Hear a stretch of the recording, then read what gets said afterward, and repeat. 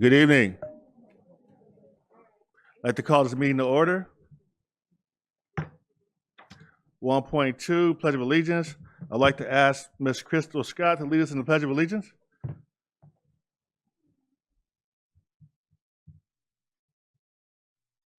Please stand. Put your right hand over your heart. Ready? Begin. I pledge allegiance to the flag of the United States of America and to the republic for which it stands, one nation, under God, indivisible, with liberty and justice for all. Thank you. Thank you, Board Member Scott. 1.3, approval of agenda. Moved. Second. The moved in second. Does anyone have any changes they want to recommend? Hearing none. It's been moved in second. Vote, please. And let me go to my student board members. Mr. Nunez.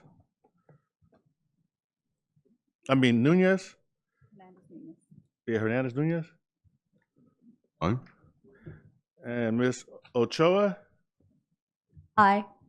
And Ms. Scott. Aye.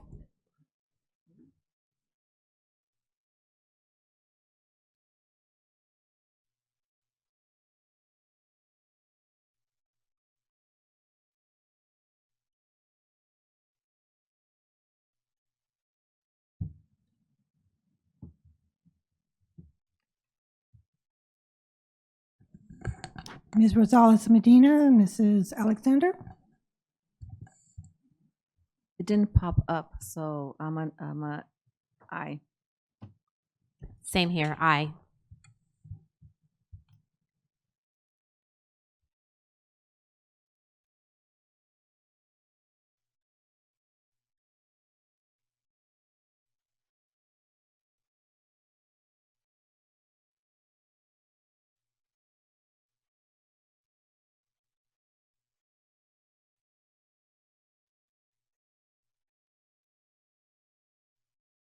The motion passed. 2.1, a resolution in recognition of President's Day. I'd like to ask Mrs. Alexander to read that for us. Resolution of recognition of President's Day. Whereas in 1885, February 22nd, Washington's birthday became a nationally recognized federal holiday. And whereas under the Uniform Monday Holiday Act in 1971, President Richard Nixon passed an executive order officially moving Washington's birthday to the third Monday in February. And whereas although Washington's birthday is a federal holiday, each state is free to call it what they choose. And whereas the state of California recognizes the third Monday in February as President's Day, therefore, be it resolved, the Board of Education of San Bernardino City Unified School District joins California in celebrating February 19th, 2024 as President's Day and encourages district teachers to provide instruction on the contributions of George Washington and other notable presidents as a part of history of our nation. So moved. Second. Moved in second. Vote, please. Mr. Nunez. Aye. Ms. Ochoa. Aye. And Ms. Scott. Aye.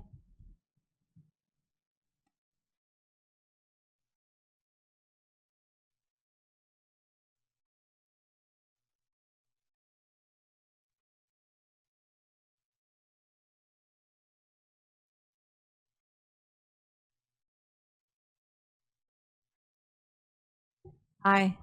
It is for some reason still not popping up. Same here, aye.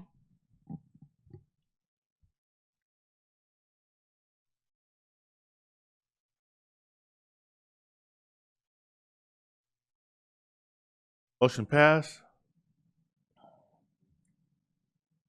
Item 3, public comments. 3.1, receive public comments. This is the only time the public will be allowed an opportunity to address the board on items not on the agenda and within their subject matter jurisdiction, such as district policies, procedures, programs, services, and fiscal matters. Public comments are limited to 5 minutes per person. 6 or more people who wish to speak on one topic will be provided no more than 30 minutes total. Speakers are cautioned that under California law, no person is immune from liability for making intentionally false or defamatory comments regarding any person simply because these comments are made at a public meeting. Our first public comment comes from the esteemed Mr. Gil Navarro.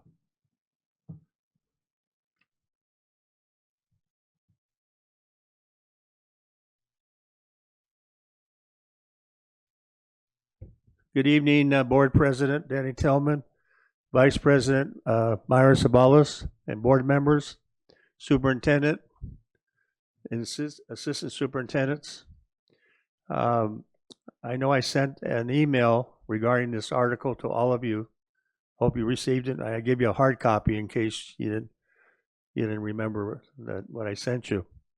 The article is your student still struggling with pandemic setbacks? A state legal settlement offers help. A landmark settlement announced Thursday since new accountability rules for how California public schools are to spend the $2 billion to help students recover from pandemic learning setbacks.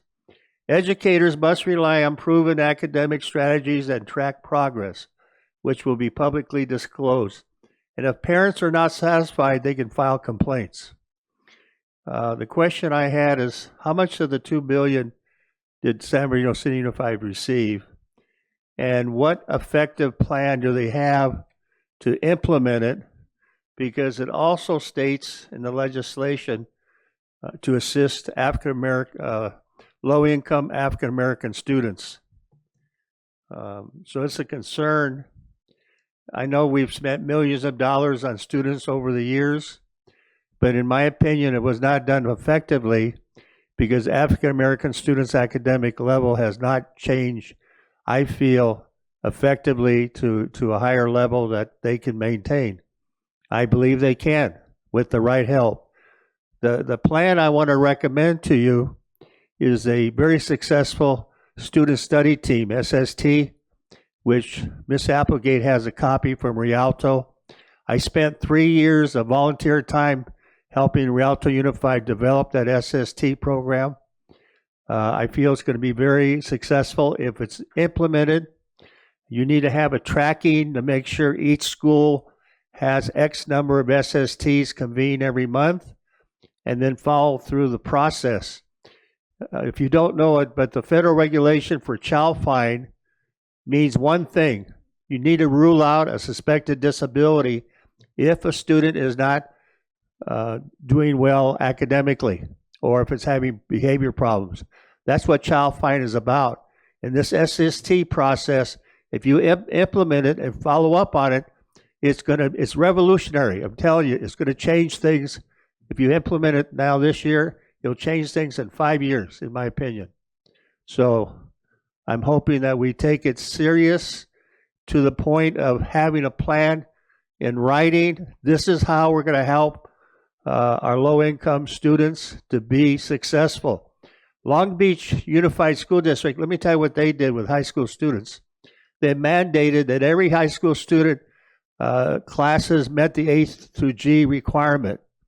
So yes, there are going to be some students that are going to have challenges in meeting those A to G classes, but that's where the help comes in. Because I feel that all African American students and Latino students can be successful if they get the effective support.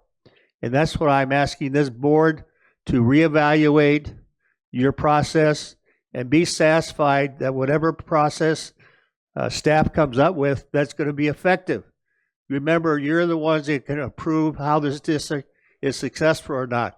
And like I've shared with a few board members over the years, when you leave this board, look back, what is your legacy going to be?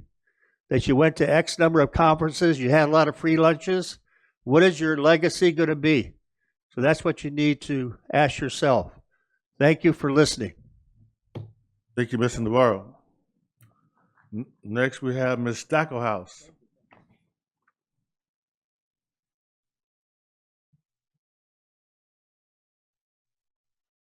Good evening. Thank you, President Tillman, Superintendent Ariano, members of the board and cabinet. Samantha from California Charter Schools Association. I'm here today to let you know about an exciting event coming up in the community. I should have made additional copies for the student board members. My apologies. Maybe you could take a picture of Miss Chehuski's. But this March 2nd from 11 to 12 p.m., we're going to be having our Charter Schools Community Day. This is an event that we used to do in San Bernardino City prior to COVID, and we're bringing it back now. We're going to have over 15 charter schools being a part of this event. We're really excited for it. Basically, what this day is going to look like is each charter school is going to be accomplishing a different community service project throughout the morning. And then we're all going to convene in Paris Hill Park to have a community fair for families and students to come and learn more about our different programs that we offer within our community. So all of our schools are really excited about it. We would love for any board members or community members in general to attend just to support us. And the last thing I wanted to mention is you all received an email from me formally inviting you to California Charter Schools Conference. That's going to be in March from the 18th to the 21st. We're going to have almost all of our San Bernardino City charter schools in attendance at that conference as well. So that's another great opportunity to connect with those folks if you would like. You all have my contact info. Please feel free to reach out if you have any questions, and I hope to see you there. Stay dry. Thank you. Thank you very much. Next, we have Ms. Postercheck Cox.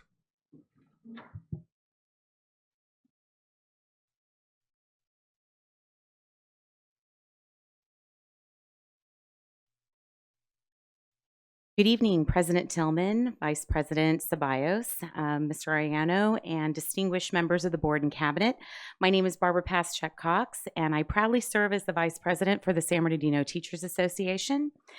And tonight, I am not only the voice of our esteemed president, but also the champion of the 3,000 dedicated educators and staff who form the backbone of SBTA. In the spirit of National School Counseling Week, I wish to extend our deepest gratitude to the hardworking counselors who stand as beacons of hope and stability for our students.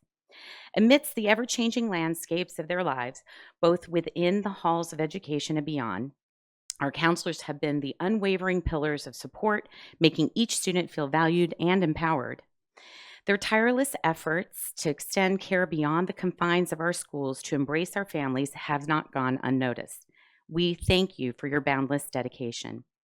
Moreover, I want to take this moment to illuminate the collective resilience and dedication that fuels our schools during these challenging times and express a heartfelt thank you to our school custodians, maintenance and operations staff who have attended to more than 300 calls for leaks and repairs. Thank you for keeping us dry.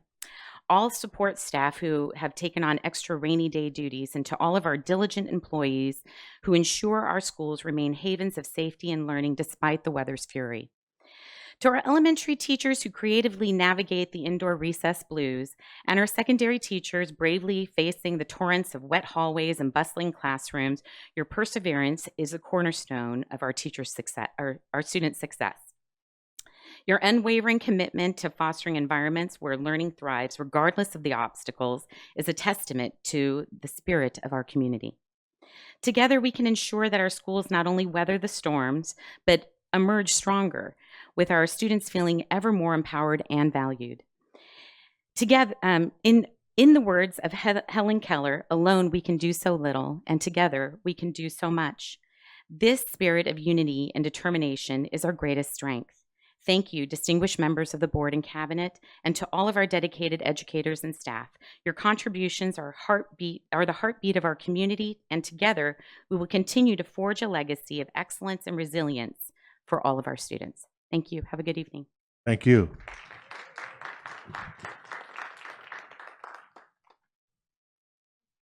And that takes us to section 4, closed session. Are there any closed session public comments? There are none. Thank you. At this time, we'll go into closed session. Thank you. I'd like to call the meeting to order again. Actions reported from closed session 5.1, approval of coordinated child development programs. Be it resolved that the Board of Education approve the appointment of the following employee: Nancy Carrillo, Coordinator, Child Development Programs, effective date, work, year, and salary to be determined. Funding, 252. So moved. Second. Been moved in second. Vote, please.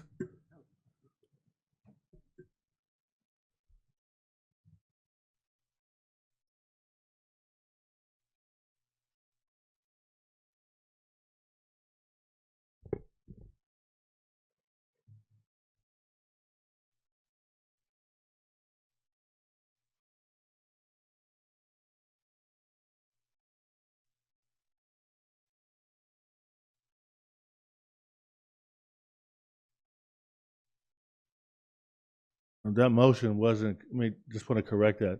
The motion was by Mr. Bios, and it was seconded by Dr. Wyatt.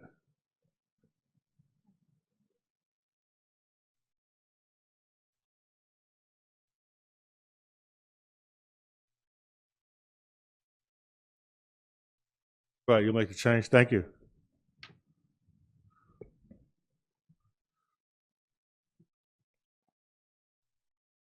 Five point two, approval of Assistant Director, Human Resources. Oh, sorry about that. Go ahead.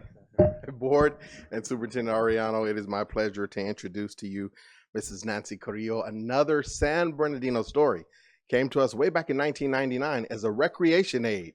Can you imagine that? And has matriculated and worked hard and persevered, permit teacher, program specialist, and now tonight being approved for coordinator of child development programs. What an exceptional individual with an exceptional story. I introduce to you Mrs. Nancy Carrillo. Wow. Board, cabinet, thank you so much for this opportunity. You know, first and foremost, I just want to thank God. I mean, without him, nothing is possible. But to you all, thank you for this opportunity. I look forward to serving our students, our community, and you as well, and doing the best of my abilities. So thank you so, so much. Thank you.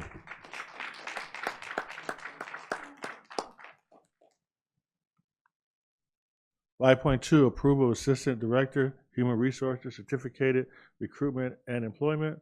Be resolved, the Board of Education approved the appointment of the following employee: Robert Morales, Assistant Director, Human Resources, Certificated Recruitment and Employment, effective date, work year, and salary to be determined. Funding L01. Move. Second. It's been moved in second. Vote, please.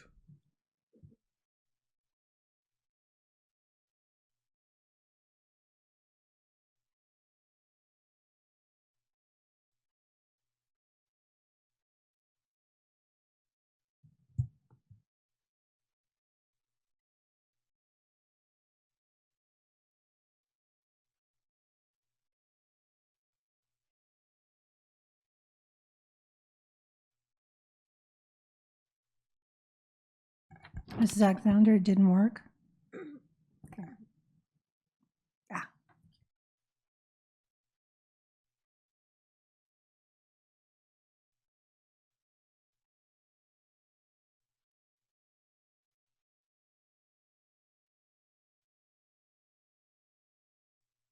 Motion passed. All right, board, another longtime San Bernardino City Unified educator, leader, well-respected individual with a story. I'll just name a few: Lincoln Elementary, Alessandro Elementary, Ingram Elementary, Hunt Elementary as the vice principal, Bonnie O Elementary as the principal, currently at Cesar Chavez Middle School as the principal as well. Board, we are excited about his leadership, and I introduce to you Dr. Robert Morales.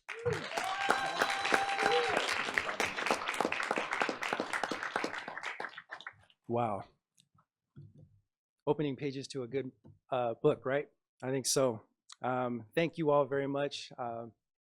President Tillman, thank you. Board, thank you very much. Mr. Ariano, appreciate you, sir. And Cabinet, thank you very much. I look forward to getting busy, getting to work, and just continuing on working with wonderful people such as Dr. Funches and, of course, everyone here. I want to say thank you very much to the staff that came out today, including my daughter who's in the back as well. She's one of my students at Chavez. Gosh, it's been an emotional day. Today I share with my staff the good news, and I will say there were some tears in the room, most of mine, of course. But hey, I'm looking forward to that next chapter. So thank you all for the opportunity.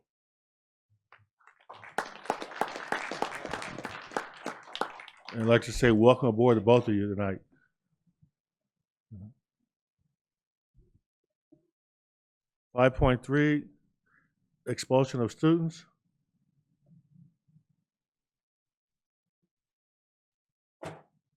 Be it resolved, the Board of Education accepts and adopts the recommendation and findings of the hearing panel based on the review of the panel's findings of facts and recommendations, and orders the expulsion of the following students with identification numbers as listed in accordance with the board rules and regulations and in compliance with Education Code Section 48900. A motion, please. So moved. Second. So moved in second. Vote, please.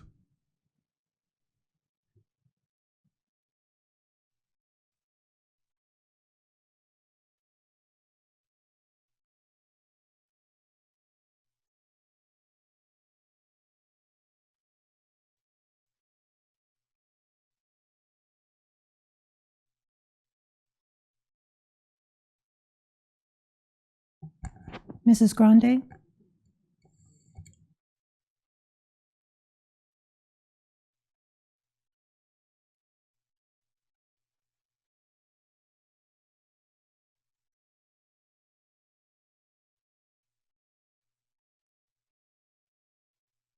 Motion passed.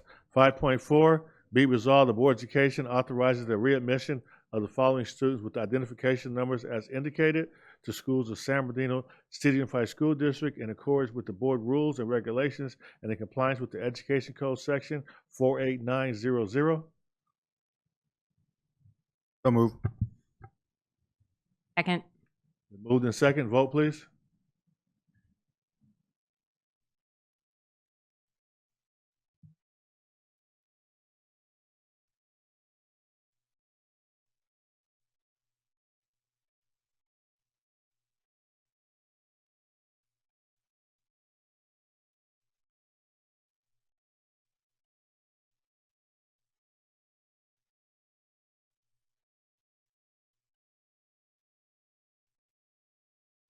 Motion passed. 5.5, petition to expunge, rescind, seal, record, modify youth court or expulsion. Be resolved, the Board of Education authorizes the expulsion and/or youth court modification, expungement, rescinding, or sealing a record of the following students with identification numbers as indicated below to schools of the San Bernardino City Unified School District in accordance with board rules and regulations and in compliance with Education Code Section 48900 as amended. So move. Second. Moved in second. Vote, please.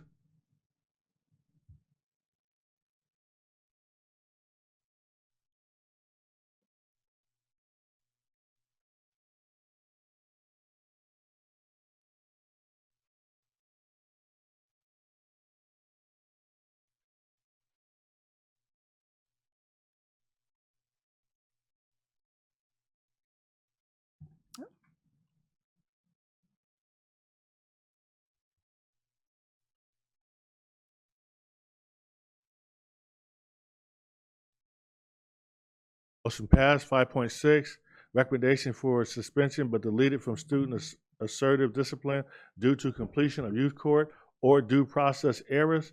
Be resolved, the Board of Education approves the following students were recommended for suspension, but the suspension was deemed inappropriate based on due process errors, insufficient evidence, and/or the availability of other means of correction in compliance with Education Code Section 48900. Therefore, although they were recommended for suspension, the suspension was reversed or modified.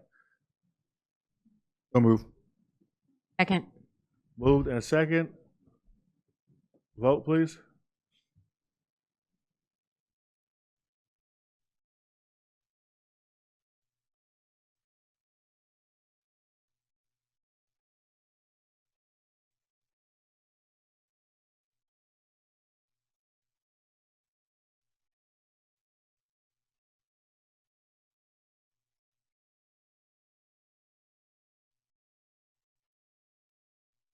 Motion passed. 5.7, students recommended for suspension or expulsion excluding mandatory offenses, but remanded to youth court for other means of correction. Be resolved, the Board of Education accepts and adopts the recommendation and findings of facts of positive youth development and orders the suspension or expulsion of the following students with identification numbers as listed in accordance with the board rules and regulations and in compliance with Education Code Section 48900. The students identified below were found to have committed a violation of Education Code Section 48900, for which a referral for expulsion is mandated. However, the principal found that due to particular circumstances, expulsion is inappropriate. Motion, please. So move. Second. Moved in second. Vote, please.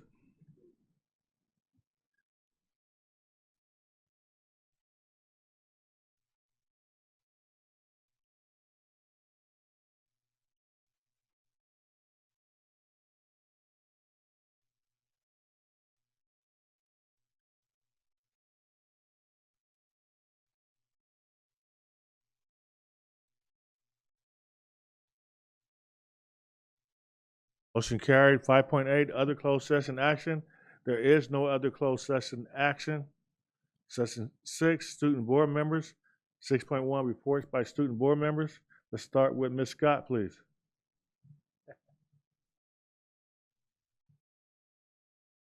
Good evening, everyone. Hello, my name is Crystal Scott, and I attend Cajon High School as a senior. For my public comment, I would like to say student board members would like to participate in Read Across America and read to the elementary school students and make everyone aware of the reading levels for our first through third graders. And we'd also like to say that we would love to be invited to these events. Even if they just want the board members, we would also like to attend.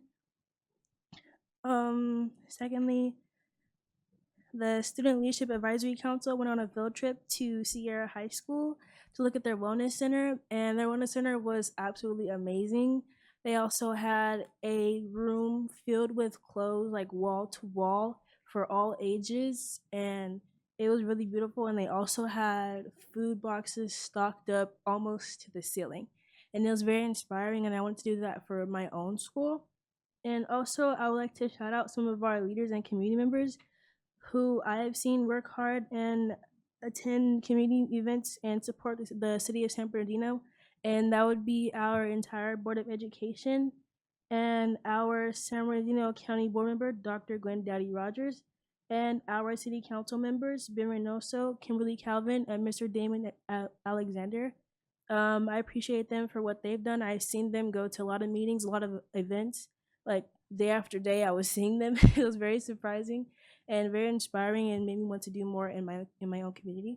And lastly, after that, my last update would be I observed an incident after school last week, and I was wondering what the plan is for school security during our extended learning at Cajon High Schools and during our after-school sports and clubs. And I was wondering if we can get an update on that. Thank you, Ms. Scott, and we'll have superintendent contact you on the last two issues you talked about. They're not agendized, so we can't have an extended conversation right now. Next, we have I'm gonna go with Mr. Hernandez Nunez. Good evening, everyone. My name is Antonio Hernandez. I'm a senior at Royal Valley High School, and I want to talk about this month. This month is Black History Month, so yay. And also, my grades have been good so far, so I'm trying to keep them like that. And also, I recently noticed that there's been cards with breakfast when I walked to my second period, and I think that's really good because I'm always hungry in the morning. But I've also seen students use that,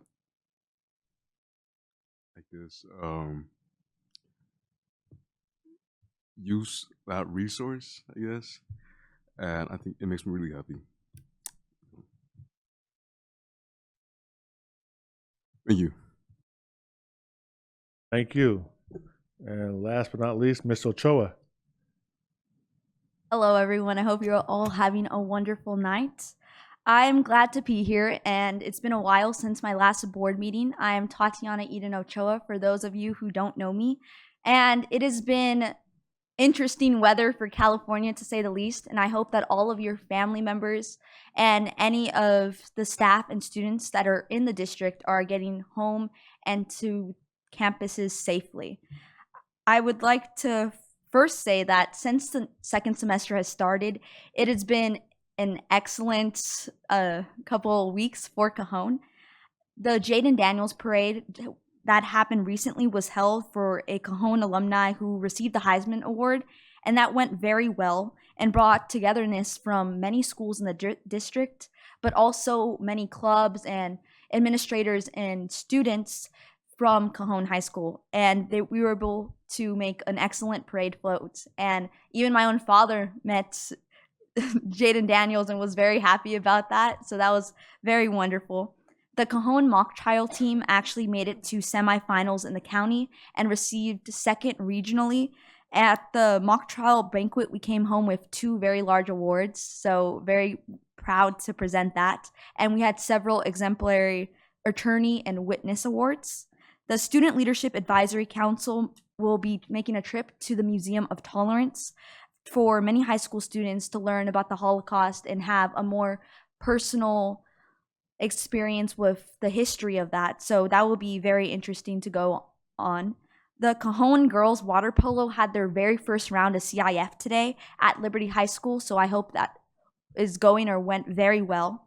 And I was actually able to go to the Wellness Center at Sierra High School this past week, and I will say that it was a very eventful experience. Not only did we get to see their wellness center, and I personally spoke with their principal and their staff that work over there, specifically trying to make the best experience for their students, but I also learned about the Olive Branch, which is free clothing and free food to many students, or offered to any students in the district.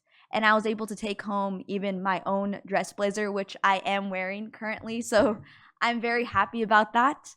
And I would like to end off by saying that for my initiative, which was on information of human trafficking, which I have mentioned before, I actually was able to find out some more resources involved that, so how we could bring that to these students and just have more education revolving around that, so students feel as safe and are entirely safe while being on campus or anywhere in San Bernardino. So I will be giving more updates about that at my next board meeting.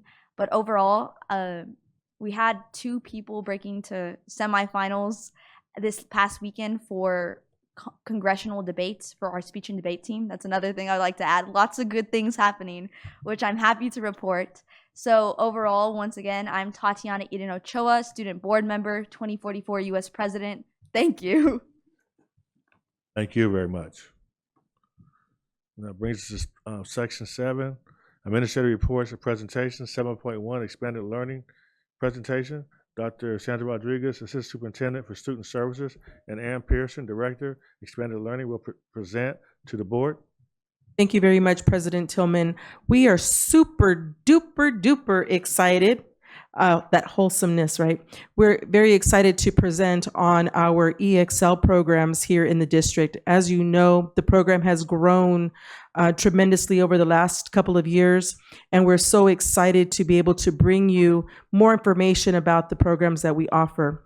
Today, Director Pearson is not here with us because she is rooting on her daughter, who plays for Cajon's water polo team, and they have made it to the second round. They won their match today, so we're really excited for Cajon and Ella Pearson, who is on that team. But today we have our Assistant Director, Yvette Peters, who's doing a wonderful job, who will take the lead in this presentation. So I will pass it to you. Thank you.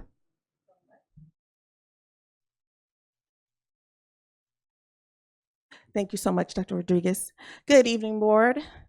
President Mr. Tillman, Vice President Ms. Ceballos, Board members, Superintendent Arellano, cabinet, and our audience. And I also like to give a special thank you for my expanded learning team who came out to support. So thank you so much. We appreciate that. We have our 2 coordinators and some of our program specialists. So thank you.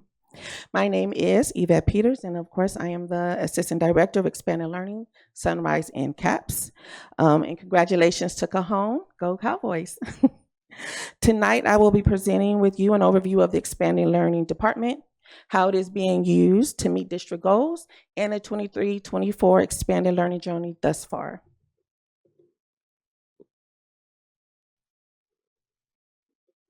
Under the guidance and direction of Assistant Superintendent Dr. Sandra Rodriguez, the heart of our mission and vision statement is the commitment to offer a free before and after school program to all of our families, with an emphasis on offering opportunities to our scholars that children of affluent families also have. We are committed to ensure our community succeeds by making sure that our scholars do. So some of the expanded learning nuts and bolts. So before we go in, I'm going to give you an overview of some of our basic procedures and foundations.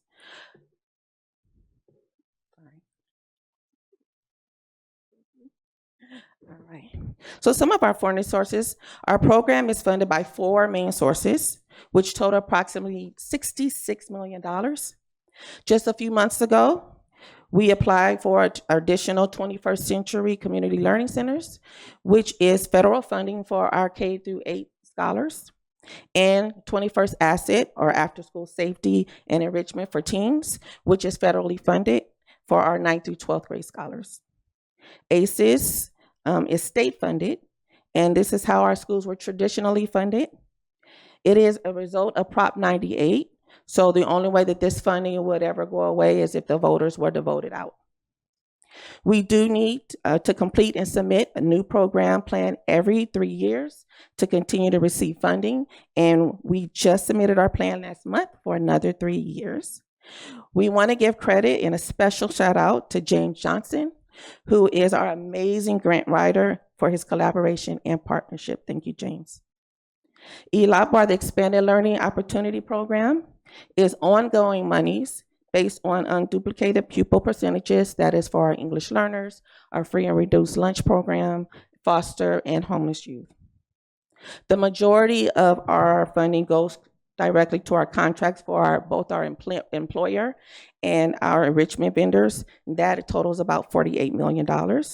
And we are excited to have this funding because it gives us an ability not to have any waiting lists at our sites. Additionally, we also pay for 1/3 of the custodial budget, 1/3 of the grounds staff budget, and we also pay for 2 hours of our health aides. There are many other expenses that we support. However, those are larger ticket items.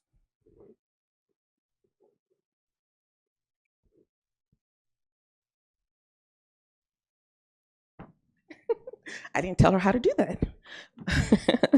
So we have employer vendors and enrichment vendors. So what's the difference? So I mentioned that the majority of our money goes to contracts. So I will briefly explain the 2 kinds of vendors that we have. So you can see our employer vendors and our enrichment vendors there. We have 7 employer vendors, and these are the vendors that run our day-to-day.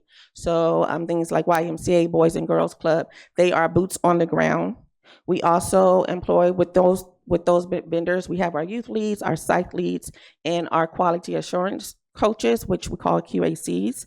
And those QACs are there for coaching, mentoring, they troubleshoot, and we are paying for those positions for this school year for all of our sites to have. Previously, some vendors were able to support them because they had larger contracts, but not all. So this year we did go ahead and we funded a QAC, 1 for every 4 schools, so that they all have a leveling playing field, so they can support our vendors and our students. They also occasionally will fill in for site leads when they are absent. We also now have 22 enrichment vendors, which is up from 4 just 3 years ago now in 21. And these vendors offer something a little extra to the existing programs, such as golf, boxing, coding, and musical theater. We have we make sure that our vendors are also well trained, and I'll share a little about this as well. So we had virtual meetings previously, but as of 2022 in July, we started to have in-person trainings with 5 program specialists at the time presenting at the first ever 3-day summer symposium, and partnered with different departments such as Swiss and PYD, and enlisted training to help support our 600 youth leaders and site leads at that time. Some of the topics that were covered were restorative justice, PBIS, safety, classroom management and nutrition, and lesson planning. In July of 2023, we had our 2nd annual summer symposium with 7 program specialists to assist with training over 900 youth leaders and site leads. And we also added our enrichment vendors, site administrators, and certificate liaisons as well. We have been very fortunate to team with our Swiss, PYD, emergency management, police department, elementary instruction, family engagement, preschool, and nutrition service departments who have sent representatives to help train our staff as well. So thank you so much for that collaboration and partnership. For our new youth leaders, we offer makeup symposiums throughout the school year. And to keep our site leads up to date with the latest techniques and innovations, we have Site Lead Academy 3 times a year. This is also where we build our future leaders, as most of them are open and want to become a site lead in the future. During these monthly meetings for our site leads, we review policies and procedures, updates, VEX robotics trainings, Hummingbird and Finch trainings and challenges. And as our team walked through our TK and Kinder programs, we noticed that we did need to bring in additional supports for those specialized services for our littles. And so we now have in-depth lesson planning and delivery strategies once a month through our program specialists as well. Currently, about 40% of our schools have certificated liaisons, and we also provide monthly meetings for those staff site members as well. With safety, all of our vendor employers sign an acceptable use technology agreement. This also includes social media accounts. Our standard operation procedure, or SOP, is given to all site leads and youth leaders, and it includes details of our procedures and policies. So anything they need to have is always in there. We do look at it every year and review it, and we make updates as we see needed. It also includes how to use these contacts safely and school police as needed. For safety, our site leads have our EXL, expanded learning phones, and use them also to contact our parents. And our employer vendors are responsible to train their own employees as mandated reporters. And it is their responsibility of the person who the child informed or who suspects neglect or abuse to fill out that form. We also collaborate with Eric Batier, who has been an outstanding partner and has trained our staff on various occasions when it comes to safety. Thank you so much, Eric. So how can our schools use EXL to meet district goals? So now you heard a little bit of the nuts and bolts and behind the scenes. So I will also go over how our programs can be leveraged to assist schools in meeting district goals. So to recap, we have our district overarching goals here: academic achievement, college and career success, social emotional learning, family engagement, and health and safety. So for goal 1, we do have both before and after school tutoring that can be paid for through our ELOP funds. It should be targeted, and teachers are expected to track the progress just like they would for any other program or something that they do throughout the day. Scholars have time during the academic block to complete their homework, and in the middle and high schools, scholars can ask to stay an extra amount of time in the academic block in order to complete homework or projects, and many do, especially our high school students. They will stay and have completion. Sunrise is also a great opportunity to finish assignments with the assistance of the adults. And sites may also run periodic intensive boot camps, which may be done at winter and spring breaks. Our Expanded Learning Opportunities program requires 30 additional 9-hour non-student days, so we will also be running program during spring break in June. And if asked, we can help fund some science and music camp. For goal 2, by including STEAM in our enrichment block, we are exposing scholars to potential careers in the STEAM field. We have Moxie boxes for art, Robotify for coding, Vex Robotics is for coding and robotics together, and we have Finch, Hummingbird, and Tinkercad challenges that are done monthly. School sites may have their own concentration in these areas and can use them before and after school program to expand and build on their vision by exposing our students to potential career pathways in a fun and engaging environment. Our expanding learning contracted vendors also plan and provide summer college trips to expose our scholars to potential colleges and show the importance of meeting the A degree requirements. And these trips are sometimes can be trickled down to the elementary level as well. And we can always help school sites with that if they need help with that. We also incorporate college and career projects into our monthly lesson plans, and by pulling on the expertise of 2 avid national staff developers in our own department, the Excel staff is making sure our students are exposed to A through G requirements.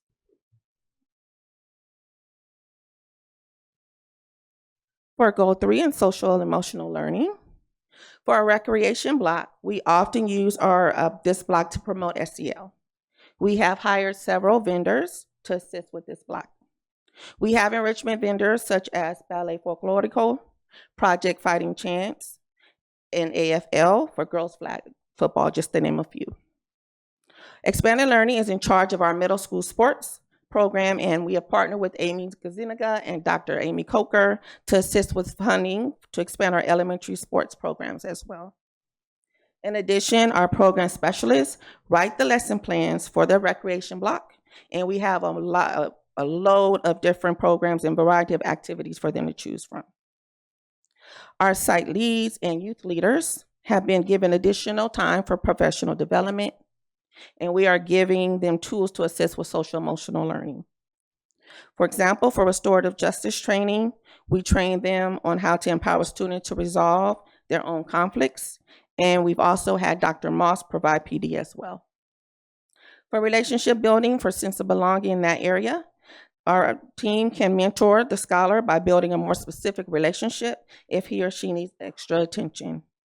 And our counselors can also earn additional duty hours and be paid before and after school to meet and work with our expanded learning scholars who may need that additional love and attention.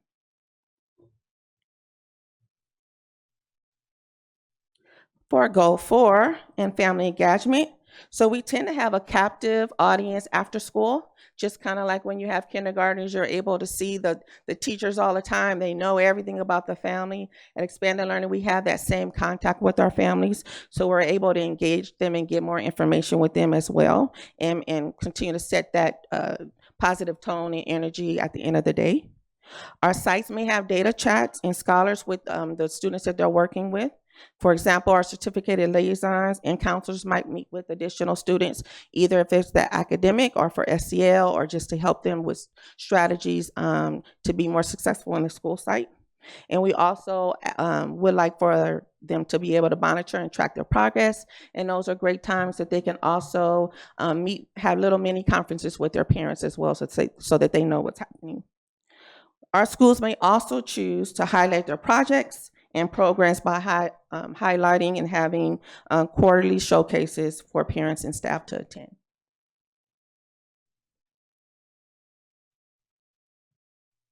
For goal 5 in health and safety, again, for our ELOP, Expanded Learning Opportunity Program funds, we can use this to help make our schools a healthier and safer place.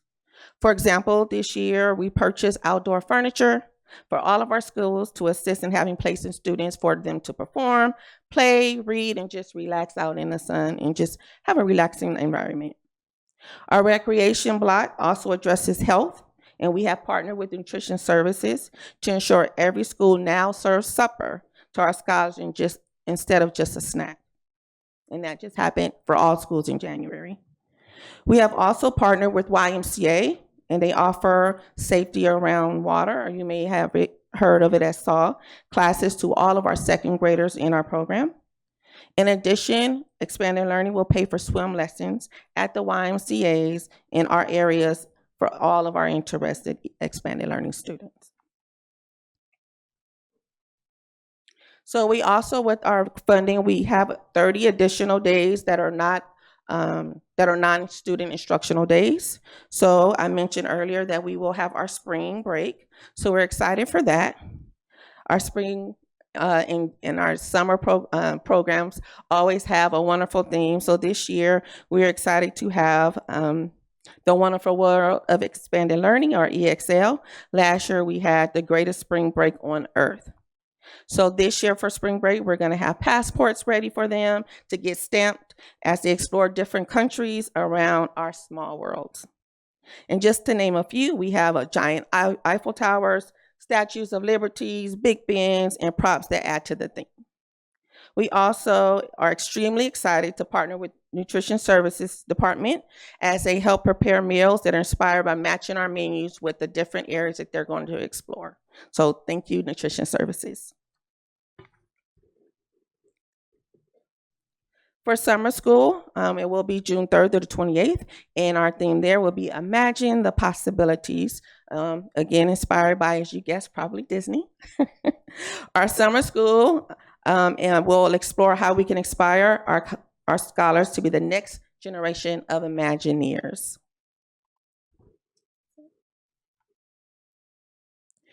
Again, as I mentioned before, we partner with the YMCA to provide support to our families during days where our schools are not in session so that they can be clean and any repairs need to be made. So during Thanksgiving break, winter break, and in July, our families have the opportunity to take their Expanded Learning scholars to participate in the YMCA activities. So, our year so far. So I would like to end this presentation with the best kind of summary of our school years thus far. Instead of going just a bunch of other little highlights, David is going to help us with the video. Thank you, David.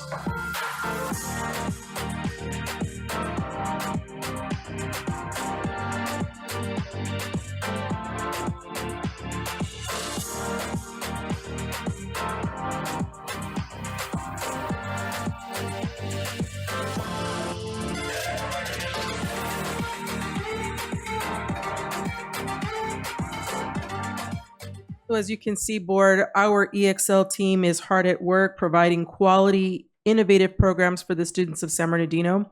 I would dare to say that we are running a program that is second to none, a leader in this community, and a leader in the Inland Empire.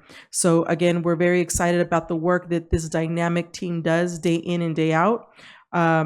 See kids in the morning when they wake up, come to school, make sure they're fed and ready to go to school, and then stay with them until the end of the day, till almost 6 o'clock. And so these dedicated employees do this because they love it, because they know they're making a difference, and are really are the change that we need to see in the world. And so as you can see, everything that we do supports our day program. It is aligned to our district goals, as well as an opportunity for us to be able to expand the learning opportunities for all students in the district. So I want to thank our team and really appreciate the work that they do, and just really, really proud of the product and really proud of the experience that our students have. Thank you. Thank you. Thank you. I have a question by Ms. Alexander. Yes, I would like to first say excellent presentation, and thank you so much for the explanation of what all you do for our students and our scholars.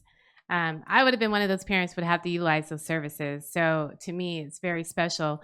I just wanted to get clarification about are we at every campus, or does it vary?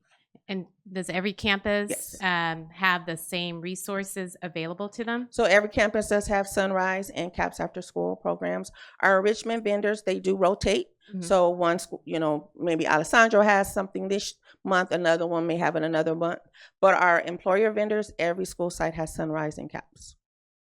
And then in terms of calendar, I think just for the public, how would the sites work together to make sure that they're not overlapping if they have to utilize those services in terms of calendaring those resources? So we start on the first day of school. Okay. As long as they register through their parent portals, we're able to service them. The only thing that may take a day or two is to make sure we have meals. So nutrition services, they get that information, and then we just need to make sure that our scholars can't start the program without making sure that we have meals for them. That usually takes a day or two. Perfect. Thank you. You're very welcome. Thank you. I was a parent who was a teacher, and I needed Sunrise and CAPS, so I very much appreciated myself. Ms. Ochoa? Oh, first I would like to also say thank you, because I know my brothers are in Sunrise, and that has been very helpful for me and my family. And I also was a part of these enrichment programs growing up, like Kids That Code and Golf 61. Wonderful. So I guess one of my questions is because I have younger brothers, for the spring break registration, it says sign up on Aries. Yes. So how are parents supposed? Is there some selection on Aries that will allow parents to Right. sign So up? on parent portal, as long as they are registered, and when they get onto parent portal, and then they will speak to their site lead to make sure that they're registered for So for they spring have break. to speak through their site to find out. Thank you so Correct. much. This year we did a little differently because last school year we thought we were going to have a lot more, and then come to find out it was very, very limited numbers. So we did it a little differently. So it's kind of like a permission slip this time to make sure we have those, and we can have our program specialists and our site leads contact parents, just say, okay, just to confirm. So we just want to make sure that we're doing it more effectively this year. Thank you so much. Thank you for your question. Ceballos? Also, I want to say thank you for the presentation. I just have a couple of questions. Well, first of all, I want to say I personally appreciate the alignment and coordination, and the revamping that after-school programs have had since I had my son in the after-school programs. He's now in high school, so it's been a little while because he doesn't stick around. But there was a lot of concerns back then regarding some of those alignments, and so to see, in the last few years, just the huge, step forward has been really nice to see. Just really quickly, can you explain to me briefly? I know you did, but I guess I didn't understand quite clearly. What is the difference between an employer vendor and an enrichment program? Yeah, so absolutely. So the two vendors are an employer. So the employers are the ones that you see at the site every single day. So they're the ones that are going to be there from the end of the school day through 6 o'clock. So those are the ones like the YMCA, Boys and Girls Club. Those are the ones that are doing the day-to-day. They have all the blocks, the homework block, rec block, and our enrichment block. Our enrichment vendors are not at every single school. They may rotate through some, so they're given a little extra. And so there are some have programs that they're at often, like our theater arts. Some schools have it all throughout the year. Some schools have them on a rotating schedule. So for example, ballet folklorico, it will rotate throughout the different schools. So their enrichment is not there every day. The employers are there every single day. And I just want to add to that. So kind of imagine that the infrastructure is our employment vendor. So they're there every single day. They know the kids. They see them in the mornings. They see them in the afternoons. They make sure that lessons are given, that they're kind of the base program. Our enrichment vendors are the ones who come in with a specialty. So that'll be kind of Kids at Code, Ballet Folklorico, golf, Broadway Now. That's just a few of them. And so what we have done is in order to make sure that we have equity and parity at all the sites, we rotate them. So generally it's like 4 to 6 week blocks that the vendor goes to certain school sites, and then they will rotate after that block to another set of school sites, so that they have like a total rotation throughout the schools. Would it be safe to say that at any given time, each school site has an enrichment vendor, at least one, at every school site? It would be safe to say that, yes. Okay, awesome. And then the training that you spoke about, is that offered to both the enrichment vendors and employee vendors, or just employee vendors? So we don't have the training for the enrichment vendors because they have their own specialty, but we do invite them to our yearly symposium in the summer. So they also can see and hear, we can go over our expectations and procedures and policies as well with them. But they don't have the monthly training like our employer vendors would have. Got it. Awesome. And then just 2 more questions here. So you talked about blocks, so academic block, recreation block, etc. Does each one of these blocks occur at every site? Yes. Okay. And our program specialists do the lesson plannings for each block. So for the rec block, for example, they may have 5 different activities that the youth leader could choose from, so it's not the same thing for every time.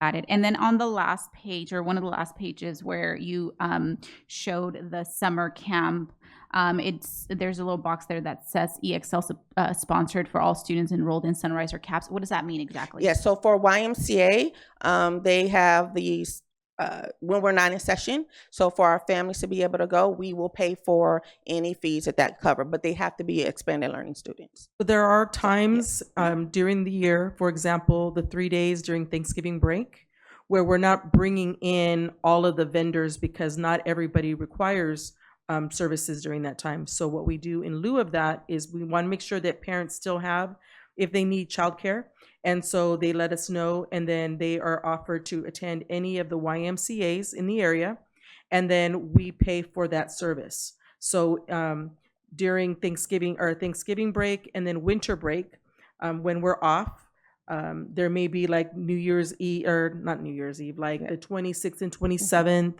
that we are not open and we don't have employee vendors coming in, so we offer the Y and we sponsor those students. So parents never get charged for that service. Or left without service. That's great. Correct. Okay, awesome. I think that answers all of my questions. Thank you so much. Thank you so much. Thank you, Dr. All right. Rodriguez, and thank you, Ms. Peters. I think I have one more. Ms. Scott? Thank you. That was a wonderful presentation. I have a few questions about it. Who is eligible for your trainings? As far as our employer vendors, or can you give me No, the numbers? like let me see, go back right here. The summer symposium, the Site Lead Academy, monthly site lead trainings, TK specialist, and the monthly certified liaison training. So our symposium will involve all of those people, everybody who have a part to do. with our success in servicing our scholars. We'll have a part or presentations for that in training. The other ones are all monthly. So our quality assurance coaches, our certificated liaisons who are picked by the principal, they have to they have to select them. So they're site based. The principal or the vice principal will approve those, and so we give them training as well. And then we give our employee vendors monthly training. The employer vendors also do their own training, but we have our own expectations as well, so we give them extra training. And just to kind of straight to the point, it's for our employees. So all of the employees that we hire through the YMCA, Project Life Impact, Boys and Girls Club, that is who we train, as well as any teachers who are assigned to work in EXL. So it is not open for students. It is not open for parents. It's not open for community members. It is only for people that we employ to service students. And is it possible for students to like volunteer at their school site to help out with EXL? That is I don't think that. Yeah. So it's not necessarily, if you're going to participate in EXL, then you are in EXL. Now, there are some opportunities if, let's say, you want to be a helper, or if, let's say, there is, some event that's going to be held and they're looking for volunteers to help out with maybe a tour, absolutely. But it's not open for you to volunteer. Let's say you're at Cajon and want to volunteer at Holcomb, because it goes by where you're at where you are enrolled. And then one last thing, I seen that you guys put furniture on our campuses, like the outdoor furniture. That's on my campus as well. And something that hasn't brought to my attention is it's made room for our students to skip class. Okay. So I would see students just sitting there, like before it started raining, they would just sit outside and talk and play and have loud conversations. I would be heading to the bathroom, and it was like 10 minutes till class is over and they're still sitting there, and I'm like, wow, they missed the whole period. So it's like the outdoor furniture has like kind of created a way for students to feel more comfortable ditching and skipping. And another thing for the furniture, when it's being used properly, that's a good thing. But what about when it's raining or when it's like really hot outside? Is it possible for us to get umbrellas, or is that a school site problem? Well, let me answer that question. So we're really fortunate that we were able to even get furniture for all of our campuses. And it's unfortunate that we have some students who are not utilizing it appropriately. And that's something that you should bring up to your administrator and security, so that we can make sure that the campus is clear and that students are attending classes as they're supposed to. And we don't want to throw the baby out with the bathwater. That outdoor furniture is doing wonders at all of our schools, where kids have opportunities to sit and talk and practice those social emotional behaviors that are so necessary in just existing in the world, right? We need to be able to have conversations that makes it a good place for that to happen when the time is appropriate. So I encourage you to speak to your administrator about that. You had also mentioned about umbrellas. Those are all things that the principals are responsible to maintain their school sites. And so if they would like to use some of the monies that are part of their budget, and EXL does provide a budget to the school sites, they absolutely can make those decisions. But we leave those decisions to the school principals, as they are 100% responsible for what happens at their campuses. Because you brought them up, it might get done a little sooner than it would have before. Ms. Ochoa? I would like to say that since the furniture has been introduced, it's been, I think, very nice. At first, it was a little weird because they looked just very nice on campus. So I will say that. But I will say that I think it has brought, I think kids are going to ditch regardless of benches or chairs. But I think that it has added something to the campus. And thank you for bringing to our attention the umbrellas thing, because we will be going to our site leaders about that. But I will say that thank you very much, because that has not only is it very nice for pictures because the speech and debate team has used of the I think it's like the tiered steps that have been introduced onto campus as well. But I know that a lot of those additives of the chairs and everything has just made our campus much more, I would say, comfortable. So thank you very much. Thank you. Thank you for that. Mr. I Comnick? appreciate it. Thank you. Just to compliment Dr. Rodriguez's comment about the umbrellas, we're also augmenting from a central office perspective of providing significant number of umbrellas to all of our sites. It is currently in the purchasing process right now. It won't satisfy every single table, but it is going to give a nice jump start for sites to then take the lead, as Dr. Rodriguez said, and really give that resort look to our campuses and really make it a welcome setting for our scholars. Just make sure you take them down when the wind comes. Thank you, Ms. Peters, for a All great right. presentation. Thank you so much. And Dr. Thank you Rodriguez. for your time and have a wonderful evening.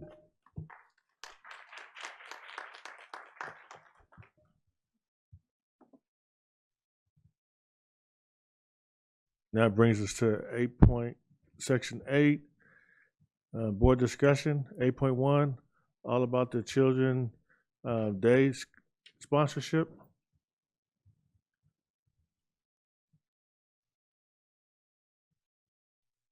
Yes. Ms. Alexander? Me?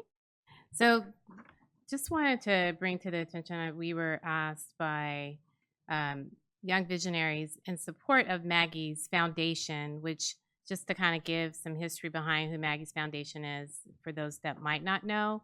Maggie's Foundation was started by Dr. Hill during her lifetime. And this is her legacy that has continued and is supported by many organizations such as Young Visionaries. So the date of the event has passed. However, I believe when we received this, it was right around the same time as Jayden Daniels. So we had a lot of activities that were happening around that time, and a lot of focus was going on related to the parade. And we did not have the opportunity to discuss the sponsorship. So now we are here, and the sponsorship is for Maggie's Foundation. And there are several sponsorship levels here that we've been asked to look at. I wanted to propose that we look to sponsoring it for $5,000.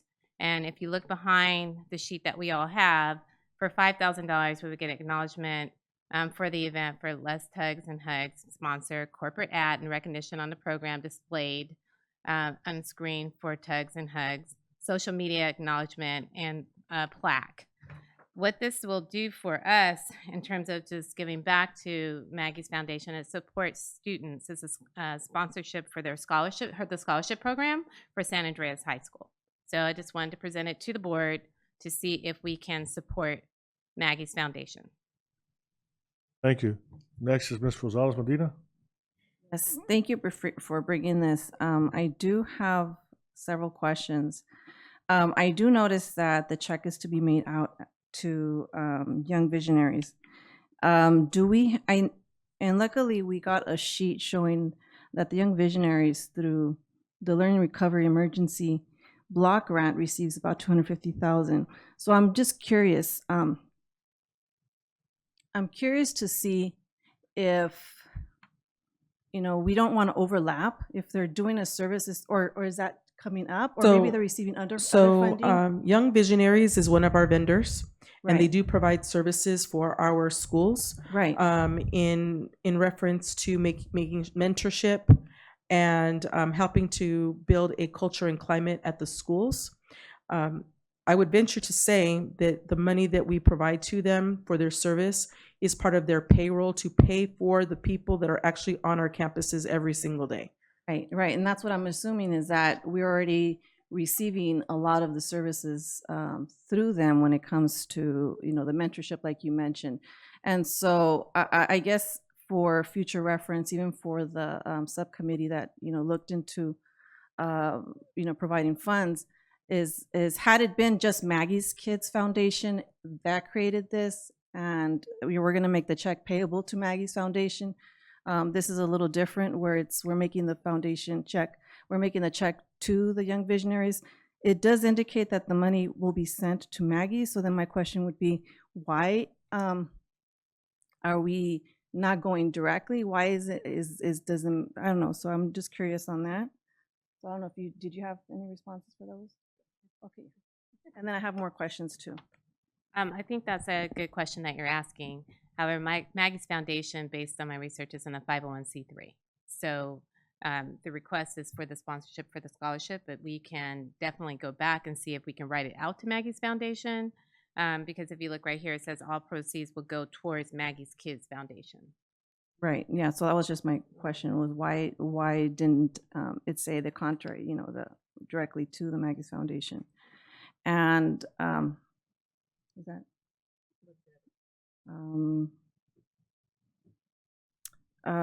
I guess it's just so this event already had passed, and we're going to be sponsoring. Your suggested sponsoring is a 5,000. Even though it's passed, there isn't. How would they acknowledge all of those items that they're listing to be noted as sponsorship? So, and let me say for clarification. yeah. The board took action to create a policy to address Right. These requests. Yes. And so I'm going to follow that policy. Yes. It came in at a time where we could have given the money, but there wasn't a board meeting. So I had the request before the event, but because we didn't have a board meeting before the event, then I didn't approve it, because we agreed as a board that we were going to bring these items to the board, and then the board would vote to decide if we're going to sponsor them or not. And so that's the way I'm going to continue to do this. I'm not going to circumvent the process, because you all took the efforts to say we're going to create this policy. I wanted to say I voted against it, but the board decided to do it. And so that's where we're at. I wasn't going to approve it because I don't have the authority to approve it. We decided that the board as a whole would make a decision. But that's the reason why the timing is off. So now it comes down to, of course, they said they give you plaques and stuff like that. The bottom line is they want the donation, and we all should understand this. We only do donations to organizations that give the money back to our students in some way or another to benefit our students. So that's where we're at right now. So we're just looking to see if we have the approval to make the donation to an organization that we agree, a majority of the board agrees, benefits the students. That's where we're at. I guess with that, I think the 5,000 is a little bit too high compared to what we've given in the other sponsorship levels. My suggestion would be more of the 1,500, which is the children are our future. And I still would like to find out with regards to why not Maggie's Kids Foundation doing this directly and receiving the money versus having, a third party receive it. Thank you. Next will be Dr. Wyatt. Ms. Chahusky. Thank you very much. Some of my questions were the same. I understand that we got this ahead of time. Being that it's passed, I really want to make sure that Maggie's Kids Foundation gets the money, since we can't actually sponsor the event since the event actually happened. So however we do our donation, because I am in favor of giving money to Maggie's Kids Foundation on behalf of the All About the Kids Day. But I'd like it to go directly to the foundation. Not that I don't love Young Visionaries, I do. They do a lot for us. But it was actually to sponsor the event, which has passed. So we can't have, unless they have, undefrayed costs that they need, which I don't know if we know that or not. But I really would like to see it happen for the scholarship, since we are doing it after the fact. If we were before the fact, that would have been. Dr. Wyatt. Thank you, Mr. President. Just for the record, I did put this in writing, a request on December 14th to Board President and Mr. Ariano and Ms. Bountek. I should have sent it to Ms. Karen Cunningham. I didn't do that. It was my mistake. but it was a request for supporting the event, but it wasn't for Young Visionaries. It was for Maggie's Foundation. So I want to make sure that was clear. I did also put in a request for $5,000, which I still support. I know it is after the fact, and I think it still could be applied in many different ways. Obviously, they're requesting sponsorship, which to me isn't the biggest thing and the most important thing, that we have our name on something, but that the money goes to the program and goes to the kids eventually. So my opinion and my vote would be to support it for $5,000. Thank you. Ms. Ceballos? No, I'm doing this. Whoever hasn't spoken yet, I'm gonna allow you to speak first, and then I'll go around the second round. Thank you. Okay, just for the record, Mr. Tillman, your light didn't go on and you spoke out of turn. But anyway, President's privilege. let me chime in here. So I think that let me get a second to gather my thoughts because I was anticipating that you were going to come up next. So I do have a question on this flyer here. It does have a date of February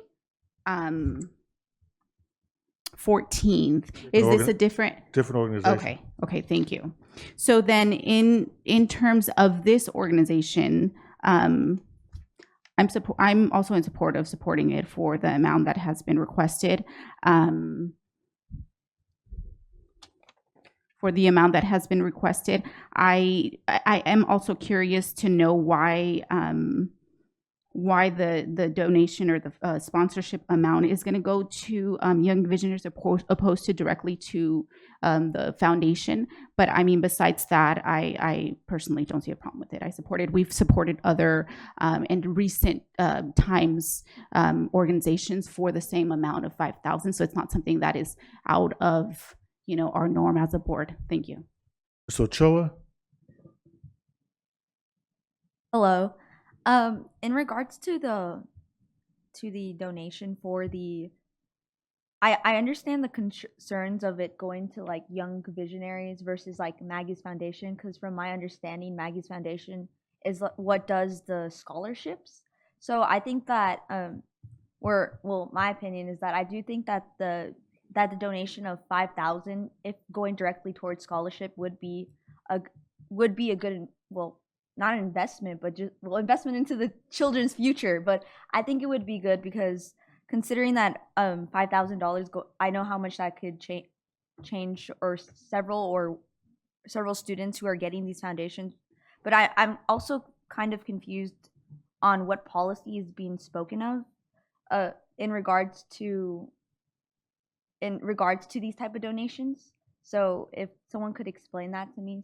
I'll give you a copy of the policy. The board recently created a new policy to address the requests that come from nonprofits and asking for sponsorship. There's a policy that tells step by step how we proceed with it. It's a process. It's more or less how do we process requests of those seeking sponsorships. And how does this specifically differ from how policies or how these types of donations are usually made? Because I won't say how usually. In the past, a request would have came through like this, and as the board president, if I thought it was something that a majority of the board would support, I would have agendized it, and or even if, say for instance, it wasn't agendized, and the event was coming up, I would have said give them the money, knowing that the board would have more than likely approved it. So we would have sent the money, and then we would have voted on it after the fact. Now, since we have the policy, we don't do that anymore. But you can look at. We'll give you a copy of the policy. Thank you very much. I was curious as to why, but my vote is give money to the children for their futures. But thank you very much. I just had some questions, but thank you. You answered them. The last person is going to be Ms. Alexander, and then I'll entertain a motion for the amount that you want to give the sponsorship in to the organization that you want to give it in. We'll take a vote. If it doesn't pass, and I'll entertain another motion. Mrs. Alexander. Sure. So I appreciate everybody's input. I just want to make sure I was clear. The money is going towards scholarships for students at San Andreas High School. So, and Dr. Hill's slogan has always been, it's about the children. And I personally feel like we should support it at 5,000. I understand in terms that event has passed, but if I can go ahead and do the motion, I would like to do that. So I would like the motion that we approve $5,000 towards Maggie's Foundation scholarship program. Second. So moved and second. Vote, please.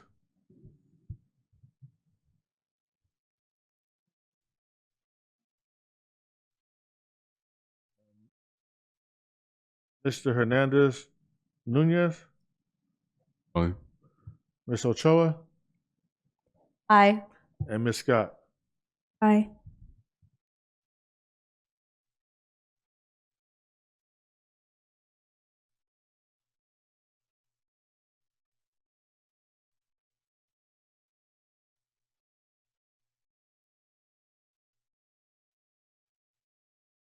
They could just make sure that it's written out to Maggie's Foundation.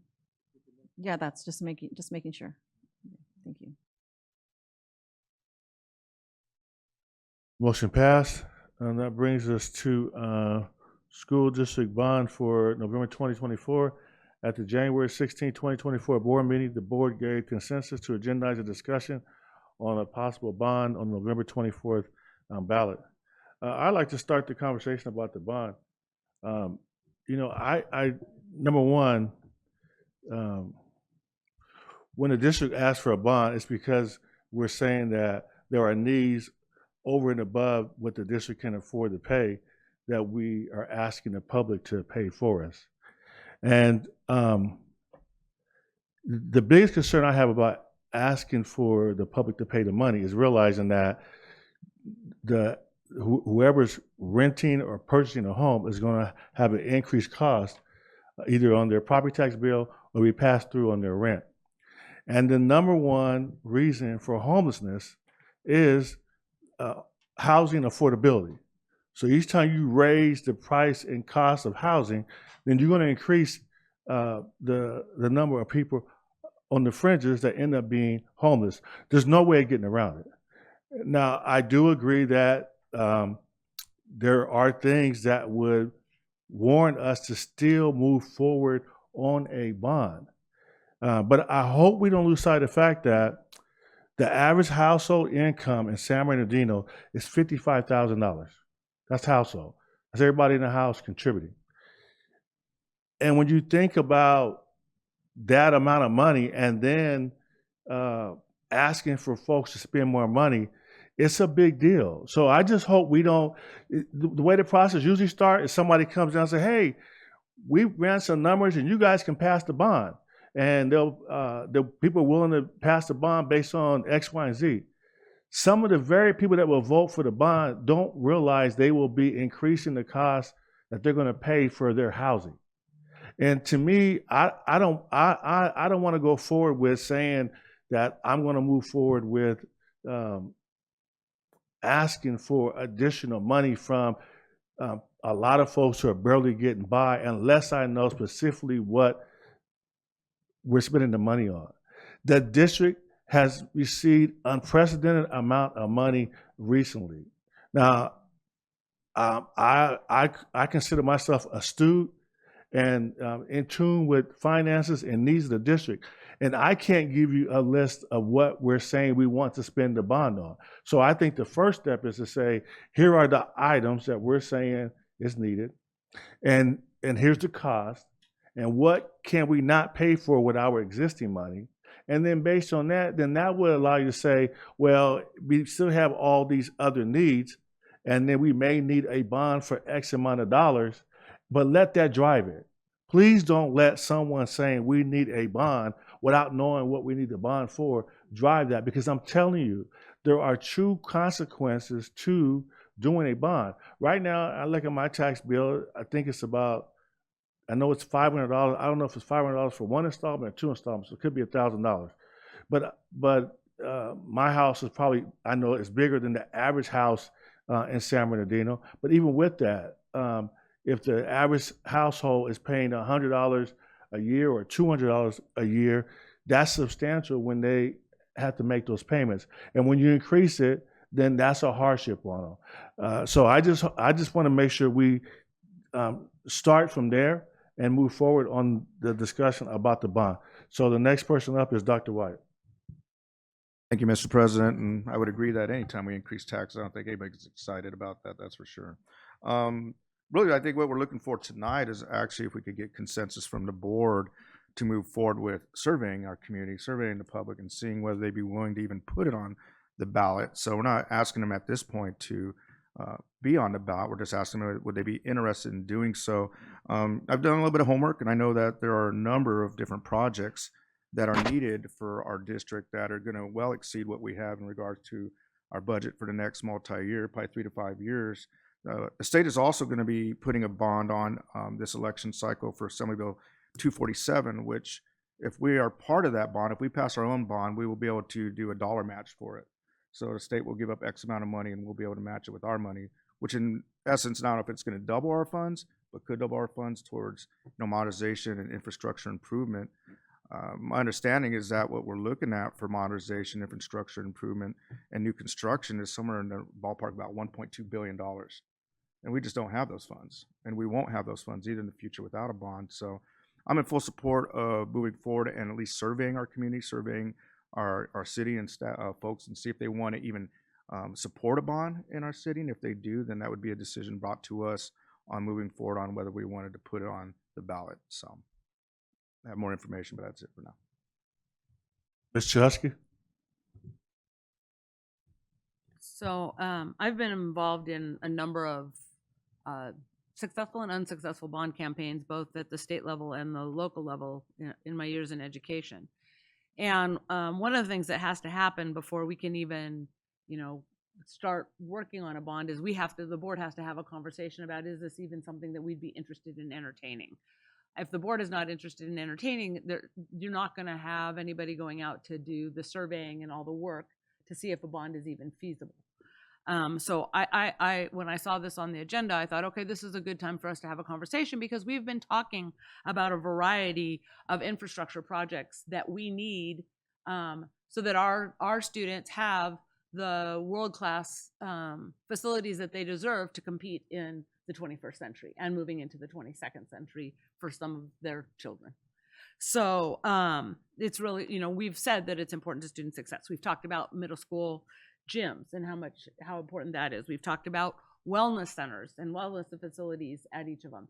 We've talked about the modernization and updating that we need to have for some of our schools who are very old or still have portable buildings or have don't have a variety of different facilities or have, as we're using current dollars to deal with situations like that we found ourselves in from these rains where we might have roofs that need to be replaced or everything. I mean, there's like two things that are competing with each other.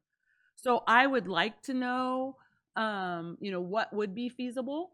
I'm not saying, yes, we need to go for a bond or no, we don't, but I would like to know what is feasible. What would the community want out of a bond project? What would they be willing to support? Where would they want to see facility needs? Where do our students want to see facility needs? I'm hoping that that they might want to contribute to this conversation because it is directly impacting them.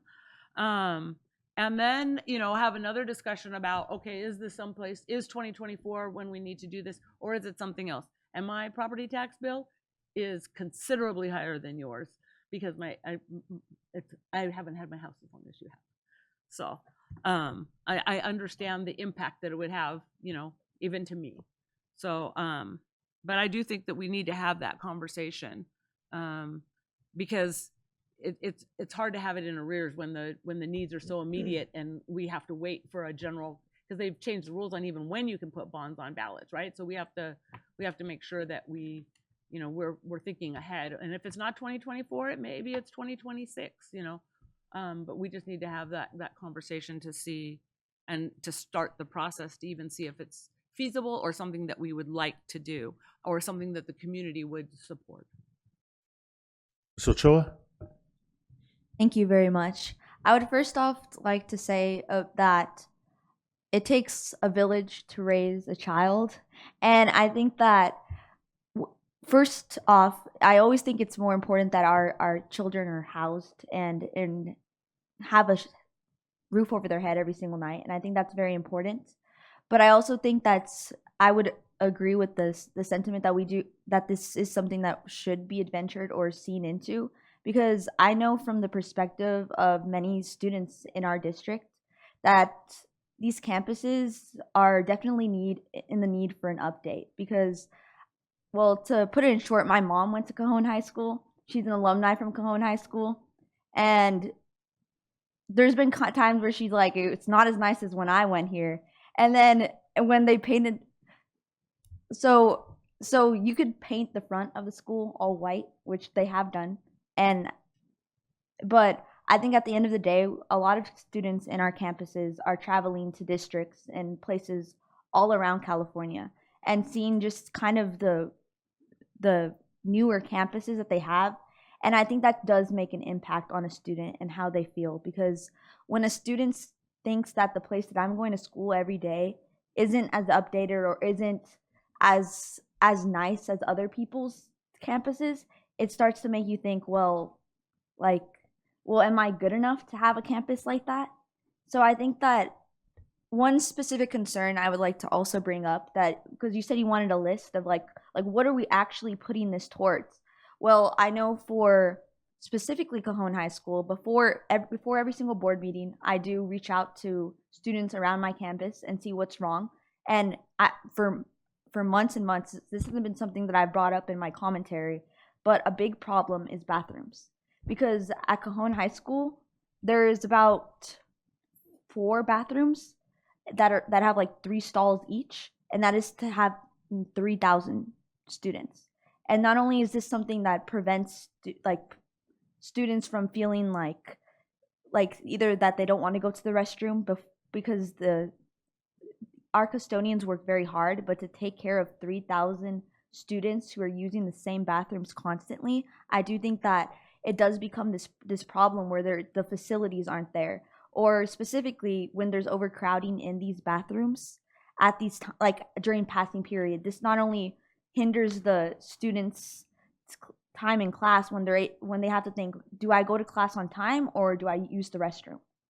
And I think that facilities are such a big part of a student's education. And I think that even as when EXL placed in those benches and those chairs, it felt so different and unique, because I think that it felt modernized, and there's a lot of students that felt kind of weird about it at first, because they're like, well, I feel like it doesn't fit our campus, because our campus is obviously older. And I've been to many campuses around San Bernardino for school events or anything like that, and I think that first I would like to restand on the side that I think that it's very important that when it comes to the housing, especially in San Bernardino, which is we have a lot of low-income students. We have students who currently identify as homeless and everything. That is very, very important. So I wouldn't want to move forward, from my understanding, from a bond by having the housing cost rise in a significant way. But if it does seem something that is doable, I think that overlooking how important a facility and where our students go to school every single day is not something that should be done. Because I think that when the idea of saying, oh, I'm not sure we have things that should be done, I think that there's so many things that could be done, specifically with facilities, and sometimes facilities is the problem. Or another example is like locker rooms, because I'm trying to give you those set examples that you have that you want. A lot of students in our district, or specifically at Cajon, have been about the locker rooms, and there seems to be like a lack of update on that, and I think that being a student who luckily gets to travel around California and see a lot of these places, I understand that we're not going to be in the same facilities of like Beverly Hills or anything like that. But I think that it's very important that we put these students in an environment that they feel is somewhere they could take pride into, because pride for a campus is beyond just the people in it.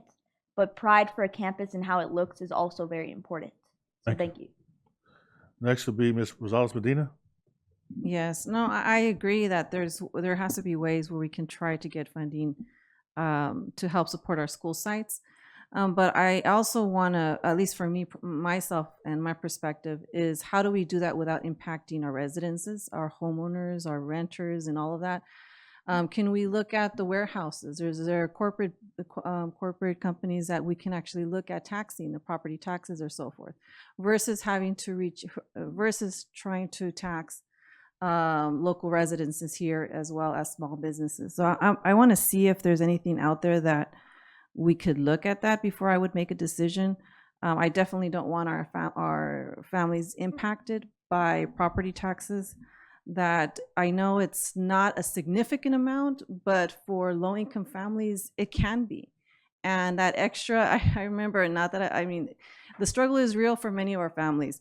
And looking through change in the backseat of your car and the spaces in between your car and between the sofas and when you're looking for those kind of change, our families do still struggle, and we don't want to have them impacted in that way. So for me, I would love to try to look at other alternatives that don't impact our families, if that's even a possibility. I know we have a lot of warehouses. There's a lot of money being made through our city, but in reality, how can we benefit, ask them to pay their fair share? And hopefully we could look at that possibility versus directly impacting our families. Ms. Alexander? So in terms of just the discussion points around bonds, a couple things we should consider. I mean, one, this is an older city. So, and that's not to give excuse that our schools don't deserve any type of upgrade, but that's just one thing that we should acknowledge in terms of just what we have to do in terms of prioritization. So I would think it'd be important to do a feasibility study, but also, has there been any consideration to talk to the city or the county to see if there's any bond measures that are being considered or being discussed that maybe we can benefit from in terms of our schools, and perhaps look at that as a potential option, or at least have an understanding what else is being discussed. So that's just what I wanted to put out there. And as a government entity, you're going to do your own bonds. So the county and the city will do their own specific bonds. It would never be a situation where we'd be able to benefit from them. And the amount that I was talking about, Mr. Husky, was just for the amount for, if you look on your actual tax bill, you'll see a line item for SBC USD bonds. So you'll see the amount. The tax bill itself is a lot larger than that. And I guess the issue I have, when I did some door-to-door campaigning, I had 3 elderly people at different locations say to me when I said, I'm running for this office, and they said, yeah, but you're on the school board and you're killing me with these bonds, and sometimes we lose sight. The average county retirement check is $1,000 a month, and the average Social Security check is probably around $800 a month or $1,000 a month. And if someone was fortunate enough to pay for their house, have it paid for, the only time that amount goes up is when we create bonds that go on there. And it's not just us. You got the water district, you got the community college district. Everybody's doing it. And it really does put a burden on your senior citizens who are barely getting by. And I'm not saying it's not, we don't need it. But we take for granted how fortunate we are. This district built enough capacity for 60,000 students. So I know we have enough housing for students because we built the housing when we had year-round schools. So I was here when we said we're going to make sure we get rid of year-round housing, and we built probably 16 brand new schools. You guys talk about how bad the schools look, but I'm telling you, we have more new schools here per capita than any local school district around here, Redlands, Rialto, any of them. None of them built the number of schools that we have built. When you look at the fact that we're building a welcoming center and a school police department to the tune of probably $30 million each, then those lists of things you guys are talking about, that's the list we should see when we start talking about how we're going to spend this money, because that's a whole lot of money. And so my point is we should start with having the superintendent provide us a list of what they say the needs are.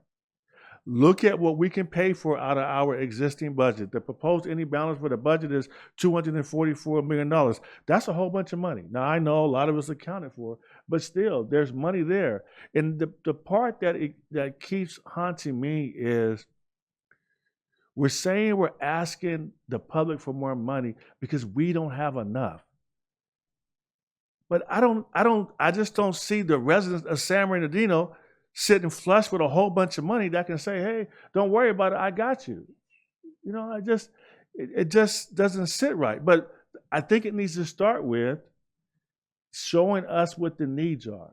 Right now, and Terry, you can tell me, how much debt do we have as a district right now? Tom, 395? And that's in COPs or something? No, those are no, those are bonds. I'm not talking about bonds. I'm saying because the public's paying for the bonds.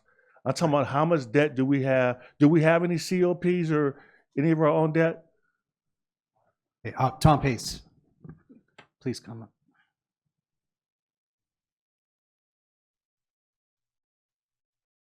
In COPs, we have roughly $100 million in debt. And when is that due to be paid off? We're paying yearly. We're about 8 years into a 30-year payment. So we have about 22 more years, roughly. Okay, all right, thank you. So there are other ways of financing needs, but I want us to start with looking at what those needs are. And another good reason is because the things you listed, if they're not put on paper, even if you did a bond, it still wouldn't get fixed. It would take, you could spend $10 billion and still have more needs after the $10 billion was spent. And my only point is making sure we look at what our community truly can afford. So I think the next step is to, we can do it simultaneously. Dr. White asked that we do a survey in the community. I don't have a problem moving forward with that, but I think at the same time, we need to move forward with showing us a list of things that we're saying that we want to have fixed. And I think we should look at how much of those things can we fix on our own, and then prioritize them, and then have a true idea of what it's going to take if we're going to do a bond, and look at what the true cost is to our residents. Thank you. Ms. Alexander, and then Ms. Chahusky, and then we're going to end it there. I just have a question. Have we ever even looked at a priority list of how to address the needs of our schools? What normally happens is you do a list of the bond. You'll do a survey to see if people will pay for a bond. Then you would do the bond. And then after you do the bond, you would say, okay, here's the things that we want to spend the money on. Ms. Chesky. I think I don't disagree with you on a lot of what you said, Mr. Tillman. I think we need to know, I think we've identified a lot of things. I just don't think it's all in one place. And I think our students are identifying things. I think our parents are identifying things. Community members are identifying things. Our staff is identifying things. And so when I was talking about this being, this is the conversation we've had to have to get that moving. And I think this has been an important conversation to have. And it may be that we have other ways to do it. And maybe we take on more debt, maybe we don't. COPs are not my favorite way to fund projects because it that money takes money away from other student. You're either doing in the facilities or the students into either to personnel or into actual student activity, instructional learning. So the money has to go somewhere. So that's why I'm just thinking, I'm glad we had the conversation. I hope that when we're talking to the community, we're also talking to our parents and our students about what they see the needs are, and then, revisit this with, some idea of what we're going to do. So I think it's twofold, but I think we had to have this conversation for any of that to start, because in the year that I've been here, I've heard middle school gyms, I can't tell how many times. And I know that it was actually, even before I got here, on a board list of things, but it just keeps coming up as a priority on a list. So I think we need to do more than just have those kinds of conversations. I think we need to take concrete action to see what are our facility needs, what do we see as facility needs, what does our staff see as facility needs, and I'm talking school site and district. what do our parents and our students see as facility needs? What do the community see as facility needs? And then, prioritize and see what is it that we can do and how are we going to accomplish that? That's the next conversation after that. And I agree 100% in the perspective that I wanted to bring tonight. We're having this discussion because we're saying we don't know where to find the money to update the restrooms and build the gyms. So and we don't know how much debt we want to take on. My only thing I want to make crystal clear that normally doesn't happen is this: if you pass a bond, then when that person sees that an increase to their tax bill, the person barely getting by, they got to decide what food they're not going to eat, when they're going to get tires in their car, whether they can buy a car, or whether they can pay to go to the movies. That's where they're at. It's not free money. And I'm cool with looking at the items, and maybe we decide we'll pass a bond. But I just don't want us to get the idea that because you got voters who say, I'll vote for this bond, that people aren't going to hurt when you do it, because they do. It's not free money. All right, so we'll move forward. Thank you. Go ahead, Ms. Ariana. Thank you, President Tillman. First of all, I just want to thank the board for a very conscientious and responsible conversation, because what we're hearing here tonight is our value that we want to be responsible, but we also want to make sure that what we do is exactly what is needed and not just wanted. So I appreciate that. I do want to let the board know that the topic of the bond was something that kind of floated in the air when I first arrived here, and it was something that we didn't want to discuss at the time. But obviously, it's still percolating to the point where it came up as a discussion item. So I appreciate that now we're back to talking about the bond. Some of the comments that have been made today, I 100% agree that whenever we're asking a board to consider a bond, we need to understand what is it that we need, what are the costs, and truly what are the implications to our community, right? That's the responsible part. And I agree that we should not be seeking a bond just because we're able to get $500 million worth of bond and we can pass it. I think the responsible thing is to, what is the list of needs, and allow the board to decide, are those needs something we need to take care of immediately? And is it something that we responsibly want to ask the voters in our community if they want to vote for? So I agree with that. So what I want to conclude is we have done an assessment. The district did do an assessment, and we do have a list of needs and wants. I'll be honest with you, needs and wants, and we have approximate costs to those needs and wants. So what I need tonight is just to know direction is, would you like us to come back at the next board meeting and provide you a comprehensive report of those assessments, the cost, what is a bond, what does it look like, what is the process, what are the different values, when and if the board has to issue the bonds or not, or would you just want the item to die tonight? So I just need direction. Do the first. Okay, then we will do that. So we'll be prepared at the next board meeting to do a comprehensive report. In the meantime, if the board has any preliminary questions, we can get them now. Maybe you can email them to Katrin or I or Karen.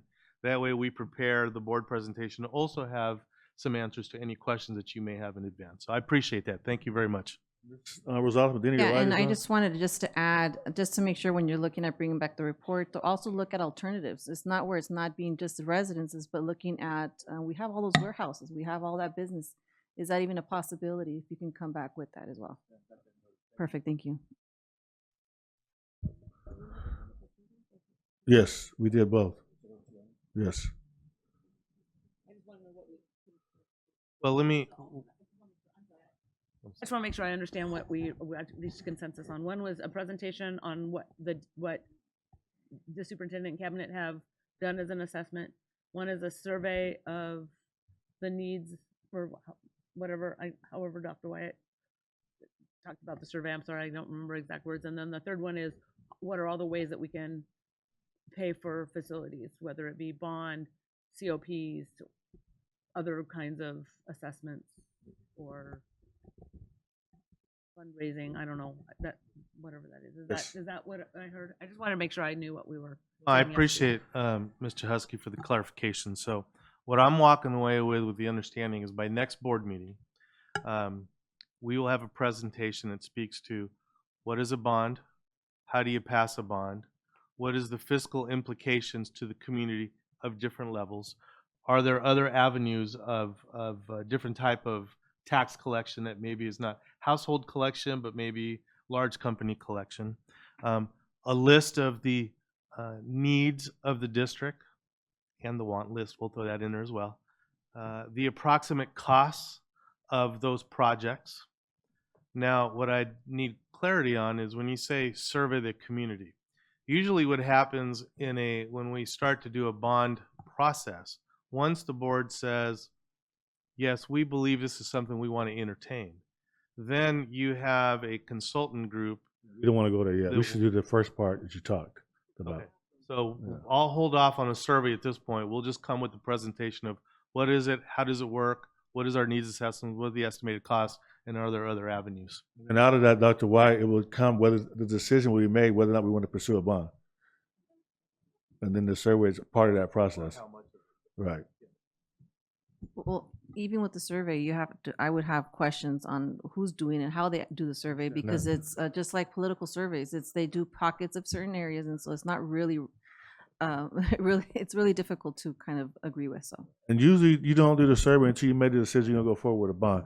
Go ahead, Dr. White. Thank you, Mr. President. So I guess my concern is we would make a decision before we do a survey, or get the survey information, then make a decision? No, we're going to make a decision based on the information that Mr. Ariana comes back with and a list of things he said he's going to bring to us at the next board meeting that's going to be agendized. After that, it'll be clear whether or not the board is going to say we want to move forward with a bond for X amount of dollar. And then after that, that's when you do your survey of the public to see what they want and how much are we willing to pay.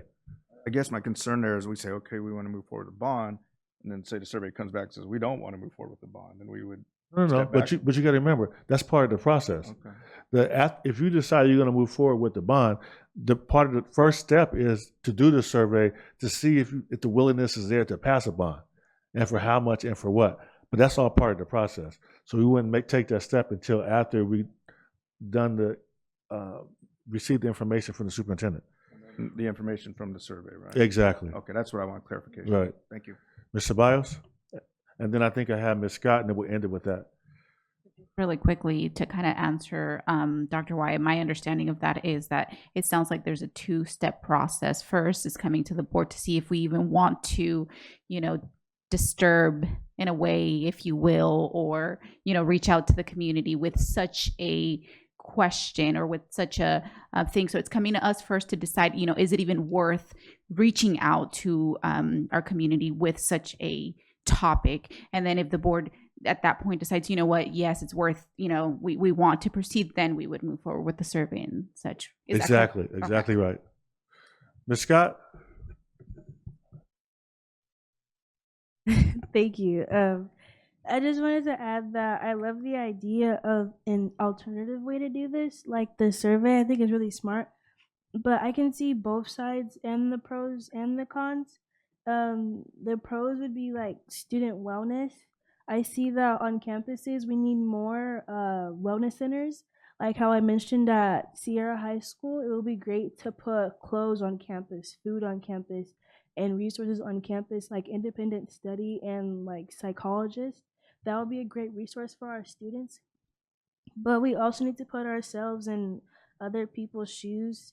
Like I understand that some people, well, most of the homes here are single parent homes, and like the one that I'm living in, I myself wouldn't want to have a bond because I see how hard my mother works.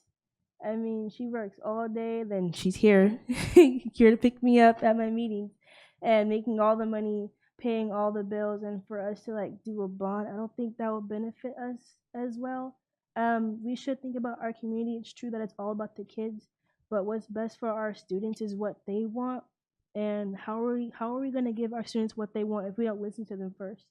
So hearing their voice would be like the most important thing, would be our priority, because this is the school district and we take care of our students. So to hear from our students and from our parents and from our families would benefit us most when making our decision, because they are what matters most to us. you very much. That brings us to Section 9, 9.1 Personal Report dated February 6, 2024, which contains actions such as hiring, retirements, resignations, promotions, and terminations. I'll move. Second. Moved in second. Vote, please. I'm sorry, who seconded? I did it. My speaker takes a little while. Ms. Rosales Medina.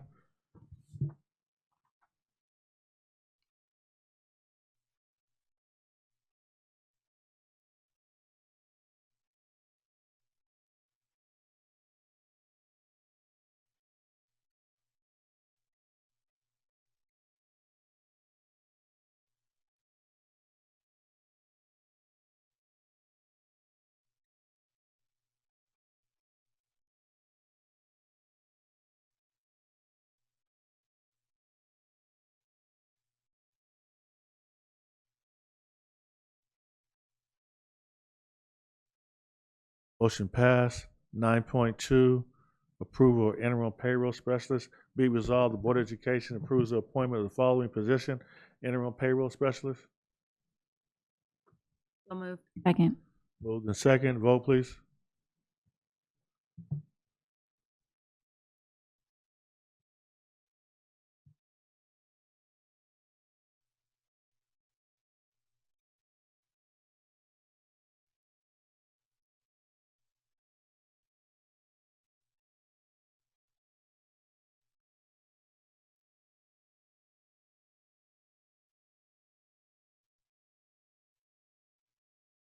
Item was approved. Section 10, consent items. Approval of consent list. A motion, please. I'll move. Second. Moved in second. Any to remove? It's been moved in second. Please vote, please.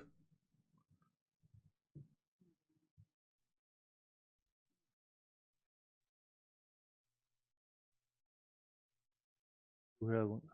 Hold on a second. Who had it? I don't think they vote on, okay, consent, okay. So, Mr. Hernandez Nunez? Aye. Ms. Ochoa? Aye. And Ms. Scott? Aye.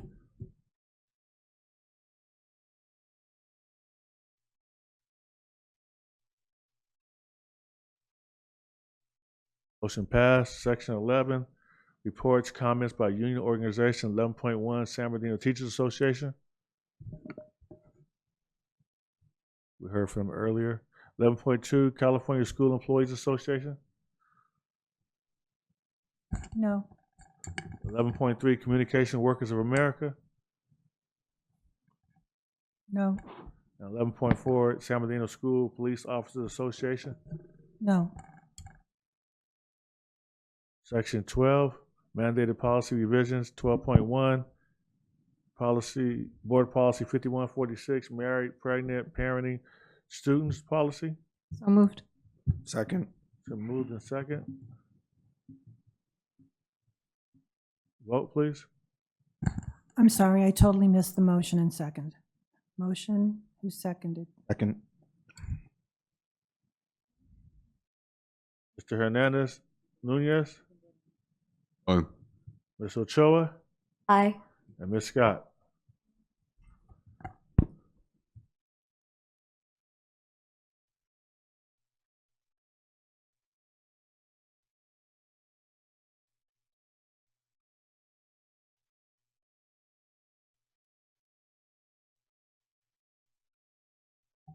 Dr. Wyatt?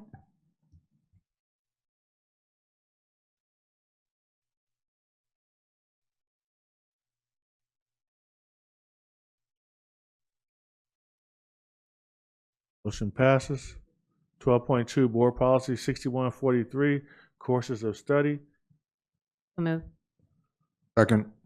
Been moved in second. Vote, please. Mr. Hernandez Nunez, Aye. Ms. Ochoa, Aye. and Ms. Scott.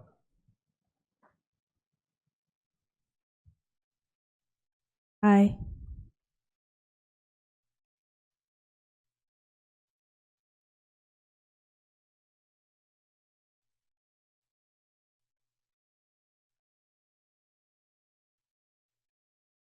Motion passes. 12.3, Board Policy 6161.1, Selection and Evaluation of Instructional Materials. I move. Moved and seconded. Vote, please. Didn't hear the second. Ms. Alexander? Mr. Hernandez Nunez?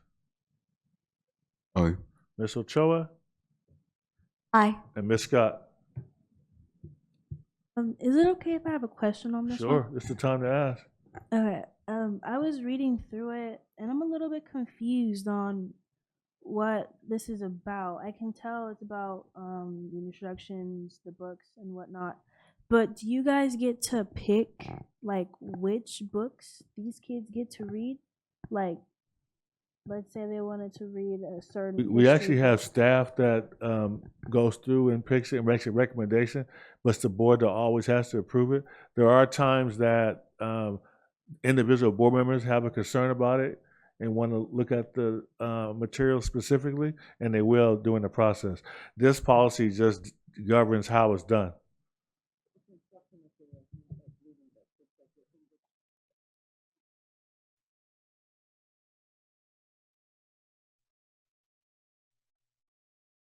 Aye. And this is actually for all, it says in the policy.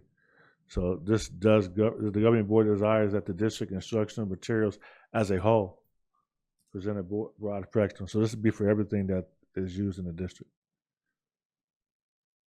Did I go through all of the student board members? Okay. And I didn't vote yet, but I'll vote. Here it is here. Okay.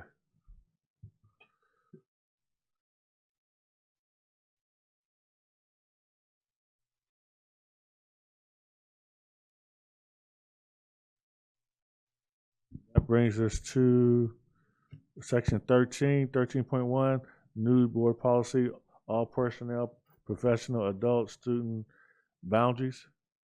So moved.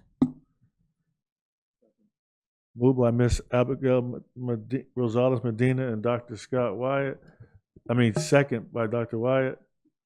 Let's vote, please. Mr. Hernandez Nunez. Aye. Ms. Ochoa. Aye. And Ms. Scott. I have a question on this one as well. Yes, ma'am. I was reading through it, and I know that I have some like teachers who are friends and some administrators or like employees who I hang out with like a lot, and I actually like trust them with everything. So would they get in trouble if I was with them outside of school? Like, is there punishments that we put on them? This policy is specifically to address that. I'll let the superintendent. Ms. Scott, that's an excellent question. What I will say right now is that what we're trying to do is establish appropriate boundaries between our educators and our scholars. And we're not saying that our scholars and educators can't have appropriate friendships, but they must be of legitimate educational purpose. And so your question is something that we'll continue to make sure that we clarify, but we want to make sure that there's appropriate relationships between our educators and our scholars. So we're not saying that you can't have a legitimate, purposeful relationship with an educator, but outside of school, those things need to be examined to make sure that they're always appropriate and serve a legitimate educational purpose. So like if I chose Miss Felicia to be my mentor, that would be like the good like relationship. It's definitely something that we appreciate. But even with that, there's still going to be policies and standard operating procedures that need to be followed. There would be some things that would be deemed inappropriate. She has you hanging out with her sorors at the club. That'd be a problem. Yeah, for example, being alone with students and such. So there will be definite regulations with that. Great question, though. And although I know I'm next, although we want to encourage, relationship building, mentorship, but we also want to make sure that our staff know that there is a boundary. Just like you want a certain respect, you don't want anybody crossing the line with yourself. It could be family, friends, anybody. And so we're going to hold our staff that, yes, we want to encourage mentorship, but we also need to make sure that they are behaving appropriately. And that's what it is. Ms. Ceballos. Yeah, and actually, thank you for that question. The sub policy committee reviewed this policy, and then it comes to the board, and that's actually one of the questions that I had myself in regards to, sometimes there are employees in the district, whether it's teachers or who, what have you, that develop friendships with like families,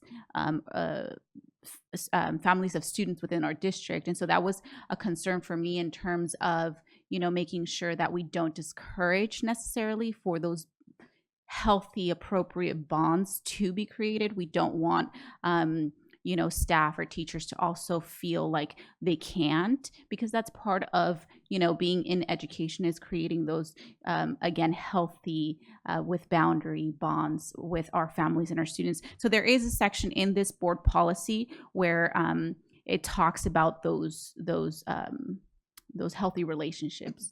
So I don't know if you had a chance to look at it, or maybe you kind of missed it, but there is a section in there that kind of addresses that. This is a, this is a very serious policy in terms of our goal is to make sure our students are safe. And I understand your comments about the mentorship, but we have to find some way to ensure that students aren't taken advantage of, and that's what this policy is all about.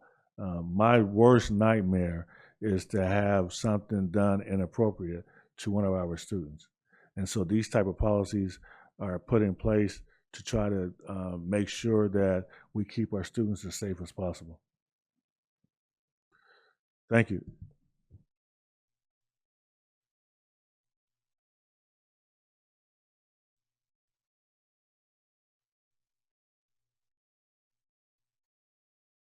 Did the student board members vote on this already?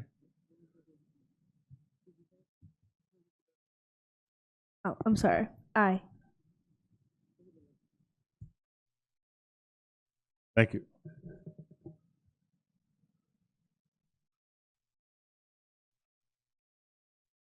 Now we're at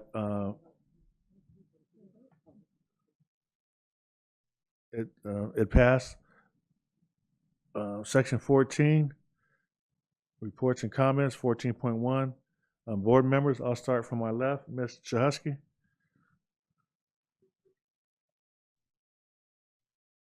Thank you, Mr. Tillman. First, I just want to say thank you to Ms. Goodwin and everyone for a wonderful yet rainy day event for our hometown hero, Jaden Daniels. It was really good to see everyone come out, including our former athletes as well, and just the community and everybody. And thank you to Ms. Creo, our new coordinator, who happened to be my driver that day in the rain. I didn't make the connection until she walked up. So congratulations to her as well. But it was a really wonderful event, and I couldn't believe how many people came out and sat in the rain. I was really impressed and grateful to them all. I also, earlier today, one of our public speakers, I think it was Ms. Pastor Cox, talked about everybody who did such a great job, holding us all together in the rain. And, I thank our school staff, because I remember what rainy days are like in our schools. And so I also want to echo those thanks to all of our staff for holding it down for probably one more day. But I also want to thank our crossing guards who stand out there in the rain and get splashed as cars are going around corners, because I know I tried really hard not to splash people as I was driving today. So I want to thank them as well for being out there keeping our kids safe on our streets. I want to echo it's National School Counselors Week. We talk about wellness up here a lot, and about the mental health challenges that everyone has had pretty much coming in back from the pandemic. And I know we give a lot to our school counselors. We're blessed to have school counselors at every level. That's something wonderful that this board and district has done. But I just want to tell them how much that I appreciate the work that they do with our students, keeping our students' mental wellness in the forefronts in their minds. And then I was also able to attend the Cypress Mom Mob, which was so much fun. Those kids, that staff and the kids, from the chalk art to just everybody was just so excited and so ready. And if you haven't had the opportunity, I hope you do a mom mob at least once, because they're just so much fun. The kids are just so funny and energetic, and some of them give you really hard high fives as they're going by, and your hand will hurt for a little bit. But I think it's one of the wonderful things that we do, just to go out and see our kiddos and just how excited that they are to see us on our campuses. And I hope everyone stays safe and dry and doesn't have too much rain damage or flooding at their houses. It's been quite an event as you talk about, our students, Mr. Tillman, and their needs. And I think about our families, and all of us as we try to get through this. And I hope that, everyone stays safe as we finish this. And hopefully this will be our last atmospheric river event for this season, because I think we've had just about enough. So thank you, everyone. Thank you, Mr. Husky. Dr. Wyatt? Thank you, Mr. President. Just want to echo what my colleague, Mr. Husky, said.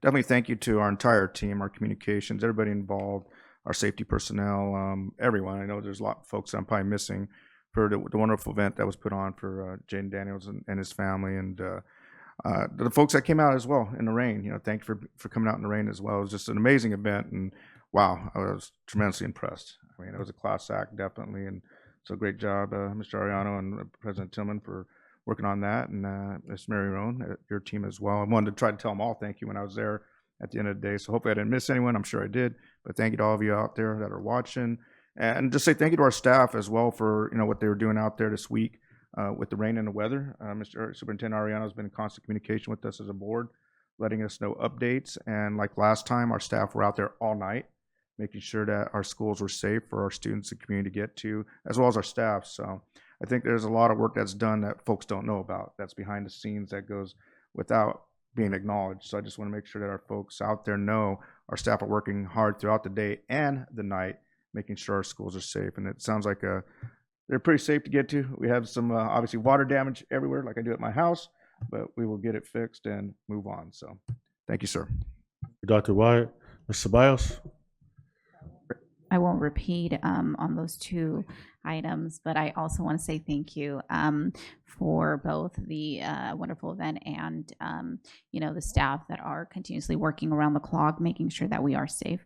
I also want to congratulate counselors. The Happy National School Counselors Week.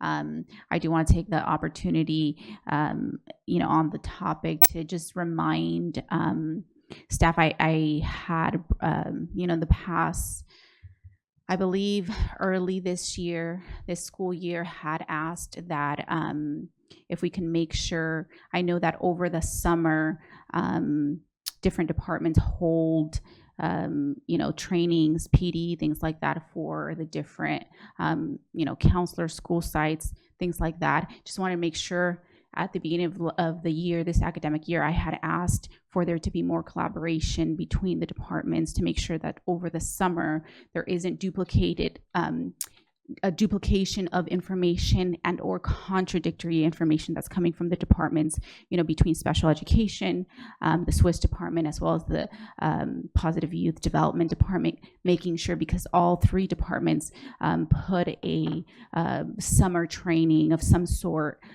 around similar topics. And again, just making sure that they don't either overlap or contradict in the things that they are being that they're training on. Also, just want to congratulate Dr. Funches for his for being an award winner for the Dr. Juanita Scott Humanitarian of this 2024 year. And I think that's it. Thank you so much. Miss Mary Ellen Abeles Grande? Yes, you can just call me Grande. I'm dropping the Abeles now. Thank you. Well, there's just two things. I just really wanted to let you know how amazing the Cal State San Bernardino's EOP Renaissance Scholar gala was, and it was held in Garner Holt's castle over in Redlands, and it was just a beautiful event. I met so many people I'd never met before. They're all givers in the community, and every a person that went up to speak actually cried. They actually had to give a box of Kleenex, and they were extremely moved to be able to do so much for scholars who are identified right when they go into college as being homeless or foster youth. And so the stories were just very rich and textured. And that started in 2003. We've had the EOP program and EOPS program at community college and at Cal State for many years. I myself was an EOP student, and so was Dr. Tomas Morales.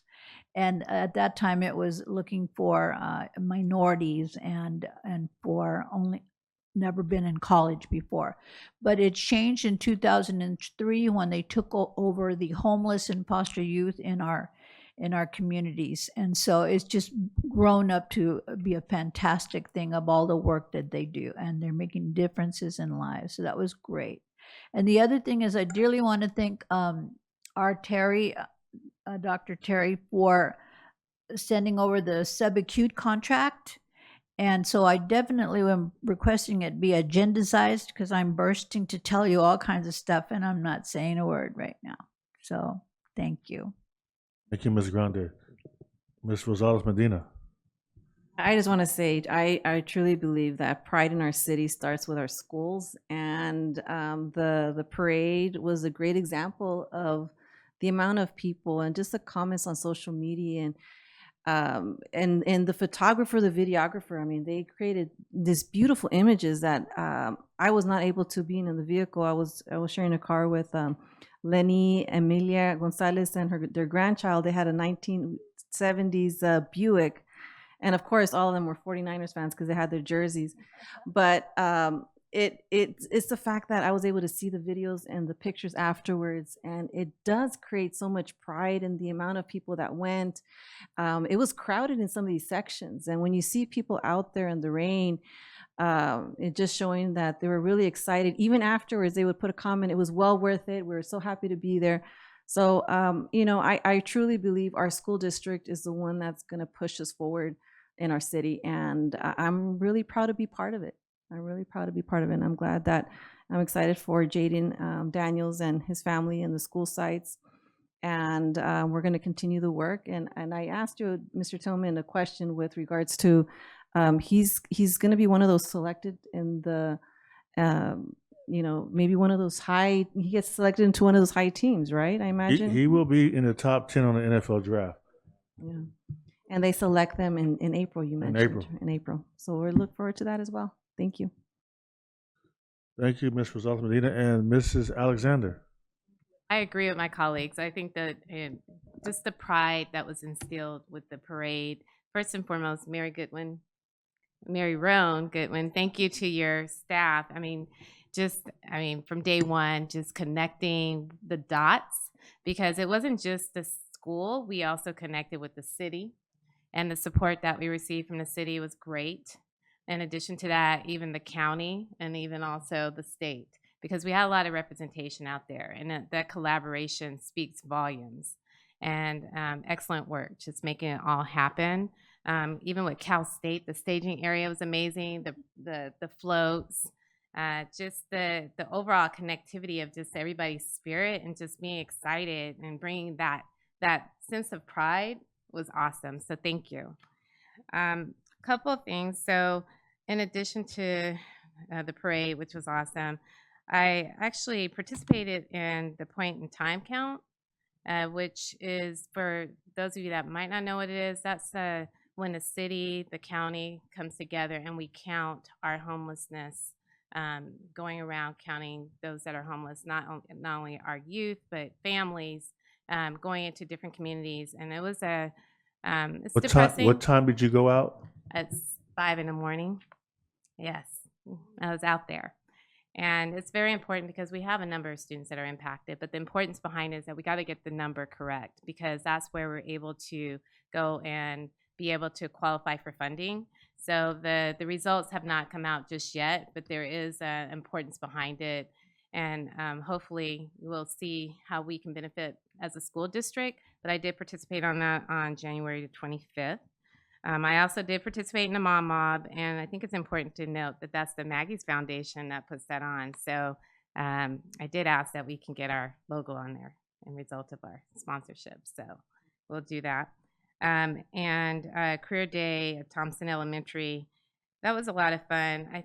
What I like about Career Day is that you really connect with the students. And I got to meet some students in sixth grade that are wanting to do some amazing things. I mean, I went around the room and just asked, what do you want to do? And this one kid was like, I want to be an anesthesiologist. I was like, whoa. and then, you know, there was other kids that corrected me on they're gamers, but they're Fortnite gamers. And so he wanted to explain to me what that means. So it's just really cool just to go and just connect with the kids. And then Dr. Funches, congratulations on your Black Rose Award, the Juanita Scott Leadership Award. That's really awesome. Our Equity Student Target Achievement Department put on a Natural Hair Day this weekend. That was to jumpstart Black History Month. It was an amazing event, great celebration. You know, they had great speakers, but it was all about instilling pride and really capturing African American history. And there were speakers talking about just entrepreneurship, but also talking about just the pride of just loving your natural self. And as an African American, I thought it was awesome and it's great. And really kudos to Lawrence Hardy, who was the thought leader behind Natural Hair Day. It's the second year. And he had a lot of people come out. I was there in the morning time. I looked at the videos, and it was absolutely amazing. We also have the African American Student Task Force tomorrow. It would be really nice if some of the board members, if you can allocate the time to come and listen to what's going to be shared. We know that the scores are horrible for African American students, and let's just deal with that. But just to come out and see what's going to be discussed and to support our department. It is at 5 o'clock. I think we all got the invitation. The student board members are also invited. It's at the PDC. So just wanted to put that out there. And then I also wanted to bring to everyone's attention that you all received, those that live in San Bernardino, a calendar from our water department. Well, it's pretty cool because there's several schools that are featuring artwork of our students, and I think that was just super amazing how the water department reached out to the department or the schools, and the number of students that actually turned in their artwork highlighting water conservation, and it's very detailed and extremely impressive. So we had kids from Kimmark. I think there was another school. Kendall Elementary, and several others, but just to highlight a few. So congratulations to the students that are highlighted in this calendar. Thank you. Thank you, Ms. Alexander. And the Water District has been doing that for a number of years now. Yeah. And I want to congratulate Dr. Funches for the Black Rose Award. I'm sorry I won't be able to be there. I bought tickets to see Tyrese already, so I apologize. But I'll be with you in spirit. I want to thank Mary Ron Goodwin for leading the charge on the event for the Jay Daniel. You know, I don't do social media, but I'm out in the community, and just amazing, not just people in San Bernardino, but in this entire area who were just impressed with the event that we put on. And I think it was a huge benefit, first of all, for our students to show that they can do anything that they want to do. When you look at the numbers that Mr. Ariano presented, where there's 160,000 cities in the country and only 80, I don't know, he's the 84th or 85th person to receive the Heisman Trophy. It's amazing. But I think we shouldn't lose sight of the fact that we played a role in that. I remember fighting to get school campuses to allow these teams to practice at their campus, or allow them to use the scoreboard on the weekend and the real field when they're Pop Warner 8, 9 years old, because it means so much to them. And the people who never get the credit are the coaches. Those coaches all volunteer. But those are the students that are going to end up going into our middle schools and high schools. And Jaden was a perfect example. His mother stood right here at the podium and said, hey, you guys aren't investing enough money in the programs here, and the students are going to leave. And this board decided to put more money into the programs to ensure that they had a successful program. If all that hadn't happened, there wouldn't be a Jaden Daniel Heisman Trophy winner. So and I think the community felt that and feels that, and it is a big deal. So I want to commend all the staff that were involved in making this a successful event. You talked about, Mrs. Alexander, this city, the state, but you forgot the federal government also, because Congressman Pete Aguilar was there also. And we said from the beginning that representatives weren't going to speak. If you're only the elected officials in those positions were going to be allowed to come to the podium, and it makes a difference. And as you said, Mrs. Rosal Medina, we can be the leaders to help ensure that our community moves in a positive direction. And that was just one of those things that we ended up doing. I want to thank all the school counselors. It was their month. And then, I meet from time to time with teachers and employees. I met with a classified employee today, and he encouraged us to, Mr. Ariana, make sure we do a lot with, or do more with wellness and mental health wellness for our classified employees. So I don't know. I'm sure there are things in their insurance that will allow them to get services, but maybe we can have some of those vendors come out and appeal to them, promote it. And then I know we should do our own contract for teachers. I don't know if we're doing something like that for the classified employees, so that they just know that they're in a spot where they need mental wellness, that there's a number that's easily accessible to get that. The gentleman I met with today, talked about the number of men who suffer from a mental illness but don't get the proper services just because they don't know. So I think we can help in that area. I think it'd be a good thing. And thank you to you and your staff and all the district staff for doing a great job in general. I've been hearing a lot of positive comments, and that makes a big difference. So your approach to there being no problem too big or too small, it makes a difference.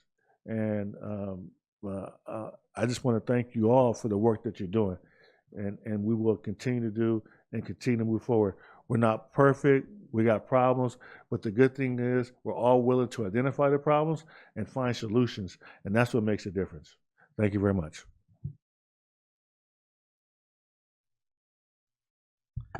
Well, thank you, Board and President Tillman, for all those comments. So let me just start off. First of all, yes, Dr. Funches, we are extremely proud of you, and we will be formally honoring you at our next board meeting. But we are all very proud of you. Congratulations on that award. Well deserved. Dr. Rodriguez, thank you and your team for an outstanding presentation today on the outstanding extended day programs that our kids have each and every day. We're a great program. So if I can have the first one. So I'm just going to echo what everyone said. I just want to congratulate everyone, first of all, for the vision of having a community celebration, a community engagement opportunity to celebrate this young man, Jaden Daniels. The parade was just, we could sit here for hours and just talk about how you felt in that moment, the passion that you felt from the people sitting on the sidewalk and in the tent and the social media. I agree with what was said earlier. We are the catalyst of helping the city just heal and become a better city and more pride. So it took a lot of work. Of course, Mary Roan, I always call Mary Roan, so she hates when she hears me say Mary Roan, because then she knows it's another project. But she was the point person. But as you know, here are the groups of people that were involved in this parade. So talk about bringing community together. Communications Department, Printing Services, Business Services, Facilities Management, M&O, Transportation, Safety and Emergency Service Department, Purchasing, Fiscal Services, Nutrition Services, Information Technology, School Police, Family Engagement, VAPA Department, Secondary Education Department, all of our high schools, folks at Cajon High School, North Park Elementary, Cal State San Bernardino, the City of San Bernardino, Sharina Betters as the best MC ever for the event, our student board members, and all of you. it took a village, as it was said, to put this together, and boy, was it a great show. So I'm going to repeat this again. It's a great day in San Bernardino, and we had a big part of it, but I do want to thank our partners at the city and our partners at Cal State, because coming together, we created one hell of a community engagement that just brought so much pride, not only to our district, but to our city. So we're very excited about that. And I just want to publicly thank Mark Collins, Mark Say, Brian Russell, and Alexander Madison, former San Bernardino City Unified School District students and athletes who took it upon themselves to come and celebrate because they understand the impact that our district and cities have had on them, and they're paying it back. So I appreciated them being there. But what a great event, and we're looking forward to more parades, right, Mayor Rowan? Yeah, yeah. And I tell you, it was so nice to see Jaden when he put on that Letterman's jacket. I don't think he took it off the rest of the afternoon. He was so excited. So to Jaden and his family, thank you for letting us celebrate you on that day. Next slide. And also on that day, we didn't want to lose that it was Margaret Hill, all about the Children's Day. And I wanted to share this picture because this was the last picture I had with Dr. Hill, and it was at CSBA shortly before we lost her. And I've known Margaret since I was 14 years old, and then we served together as principals, and then we served together as professors at Cal State San Bernardino in the Palm Desert, and we often taught in each other's classes. And then I was honored to win the inaugural AXA Margaret Hill Social Justice Award in 2022, which a little birdie told me we have someone else here who just won that award for this year. So we'll celebrate that next time, and that's Dr. Scott Wyatt. But I know she would have been very proud of us, not only as a school board, as a school district, as community, but what we did to bring the community together.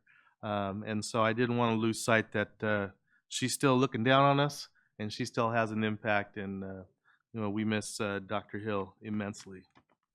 Next slide, please. And so I want to spend a moment sharing some colleagues that shine in the school district. So you see Christina Liera, who is a kindergarten dual immersion teacher at Muscoy Elementary. She just earned the distinction as California Association for Bilingual Education Teacher of the Year of the state. So we will be celebrating her at the COVID conference coming up in February. So kudos to Christina. Next slide. Then we had Mr. Dan Jimenez, who is an English ELD teacher at San Andreas High School. He is the California League of Educators Region 10 High School Educator of the Year. So congratulations to Mr. Jimenez. Next slide. Then we also have the California League of Educators Region 10 Middle School Educator of the Year. And that's Mr. Richard Tejeda, who's a math teacher at Curtis Middle School. So congratulations to Richard. Next slide.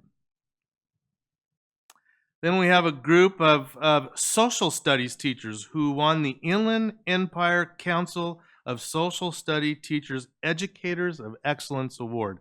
And that's Gina Baragoni from Chavez Middle School, Julian Barham from San G, Diane Dawson from San G, and Mr. John Hinkleman from San Bernardino High School. And so that represents all social studies teachers in the Twin Counties. So congratulations to our 4 colleagues there. Next slide. And I just want to share on a personal note, you may not know this gentleman, but he's had an impact not only on me personally, but on our students here in the San Bernardino City Unified School District. Larry Reynolds passed away last week. I met Larry when I was a student at UC Riverside, and he was the assistant basketball coach at UC Riverside, as well as our PE professor. And this gentleman was the person who talked me out of dropping out of college. I was having a difficult time in school, not knowing how to navigate first quarter, second quarter, D's and F's. And I remember Larry coming down to Groove Time Records one afternoon. He knew I worked there, to just talk to me and say, stay the course. I'm here. I'll help you. And so I owe Larry a lot of credit for keeping me focused and staying as a student at UC Riverside. But I want to share about his impact here. When he became the head coach at Cal State San Bernardino, as you know, during his tenure, That was the greatest time of Cal State San Marino basketball, where they won 4 league championships, got to the Elite Eight, NCAA twice, got to the finals once. And because of Larry, he recruited a lot of our players here in San Marino, which wasn't the case. People didn't normally come here. And so just to name 2 people, he recruited Bobby Burse, who was a Pacific High School graduate, who went on to be a 2-time conference MVP, 4-time All-American, and he's in the Cal State Hall of Fame, and played basketball in a pro league in Europe because Larry wanted to find kids right here. And also he recruited San G star Kevin Houston. Kevin played for Larry when he was the head coach at Long Beach State. Kevin played in 2 NCAA tournaments with Long Beach State. He was starting point guard, all Big West freshman team, all Big West team his senior year, and also played pro basketball in Europe. So I just wanted to pay a special tribute to Larry Reynolds because he's had an impact on San Marino City Unified. So our condolences to his family. Next slide. And then we lost another one of our great past employees, Bob Armenta. I don't know if you recognize Bob, but Bob worked in the district for 26 years in the San Marino City Unified School District, first as a welder when he was laid off when Kaiser Plant shut down, and then went on to work as an M&O supervisor. He worked teaching welding also at our adult school for 20 years.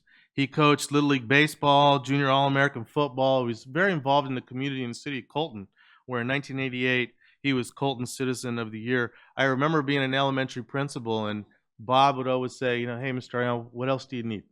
And he would take care of it. He's very customer service oriented. So, our sincere condolences to the Armenta family, but we will remember his contributions to this school district fondly. So appreciate seeing his face after all these years, but very sad for him. But he represented our district well.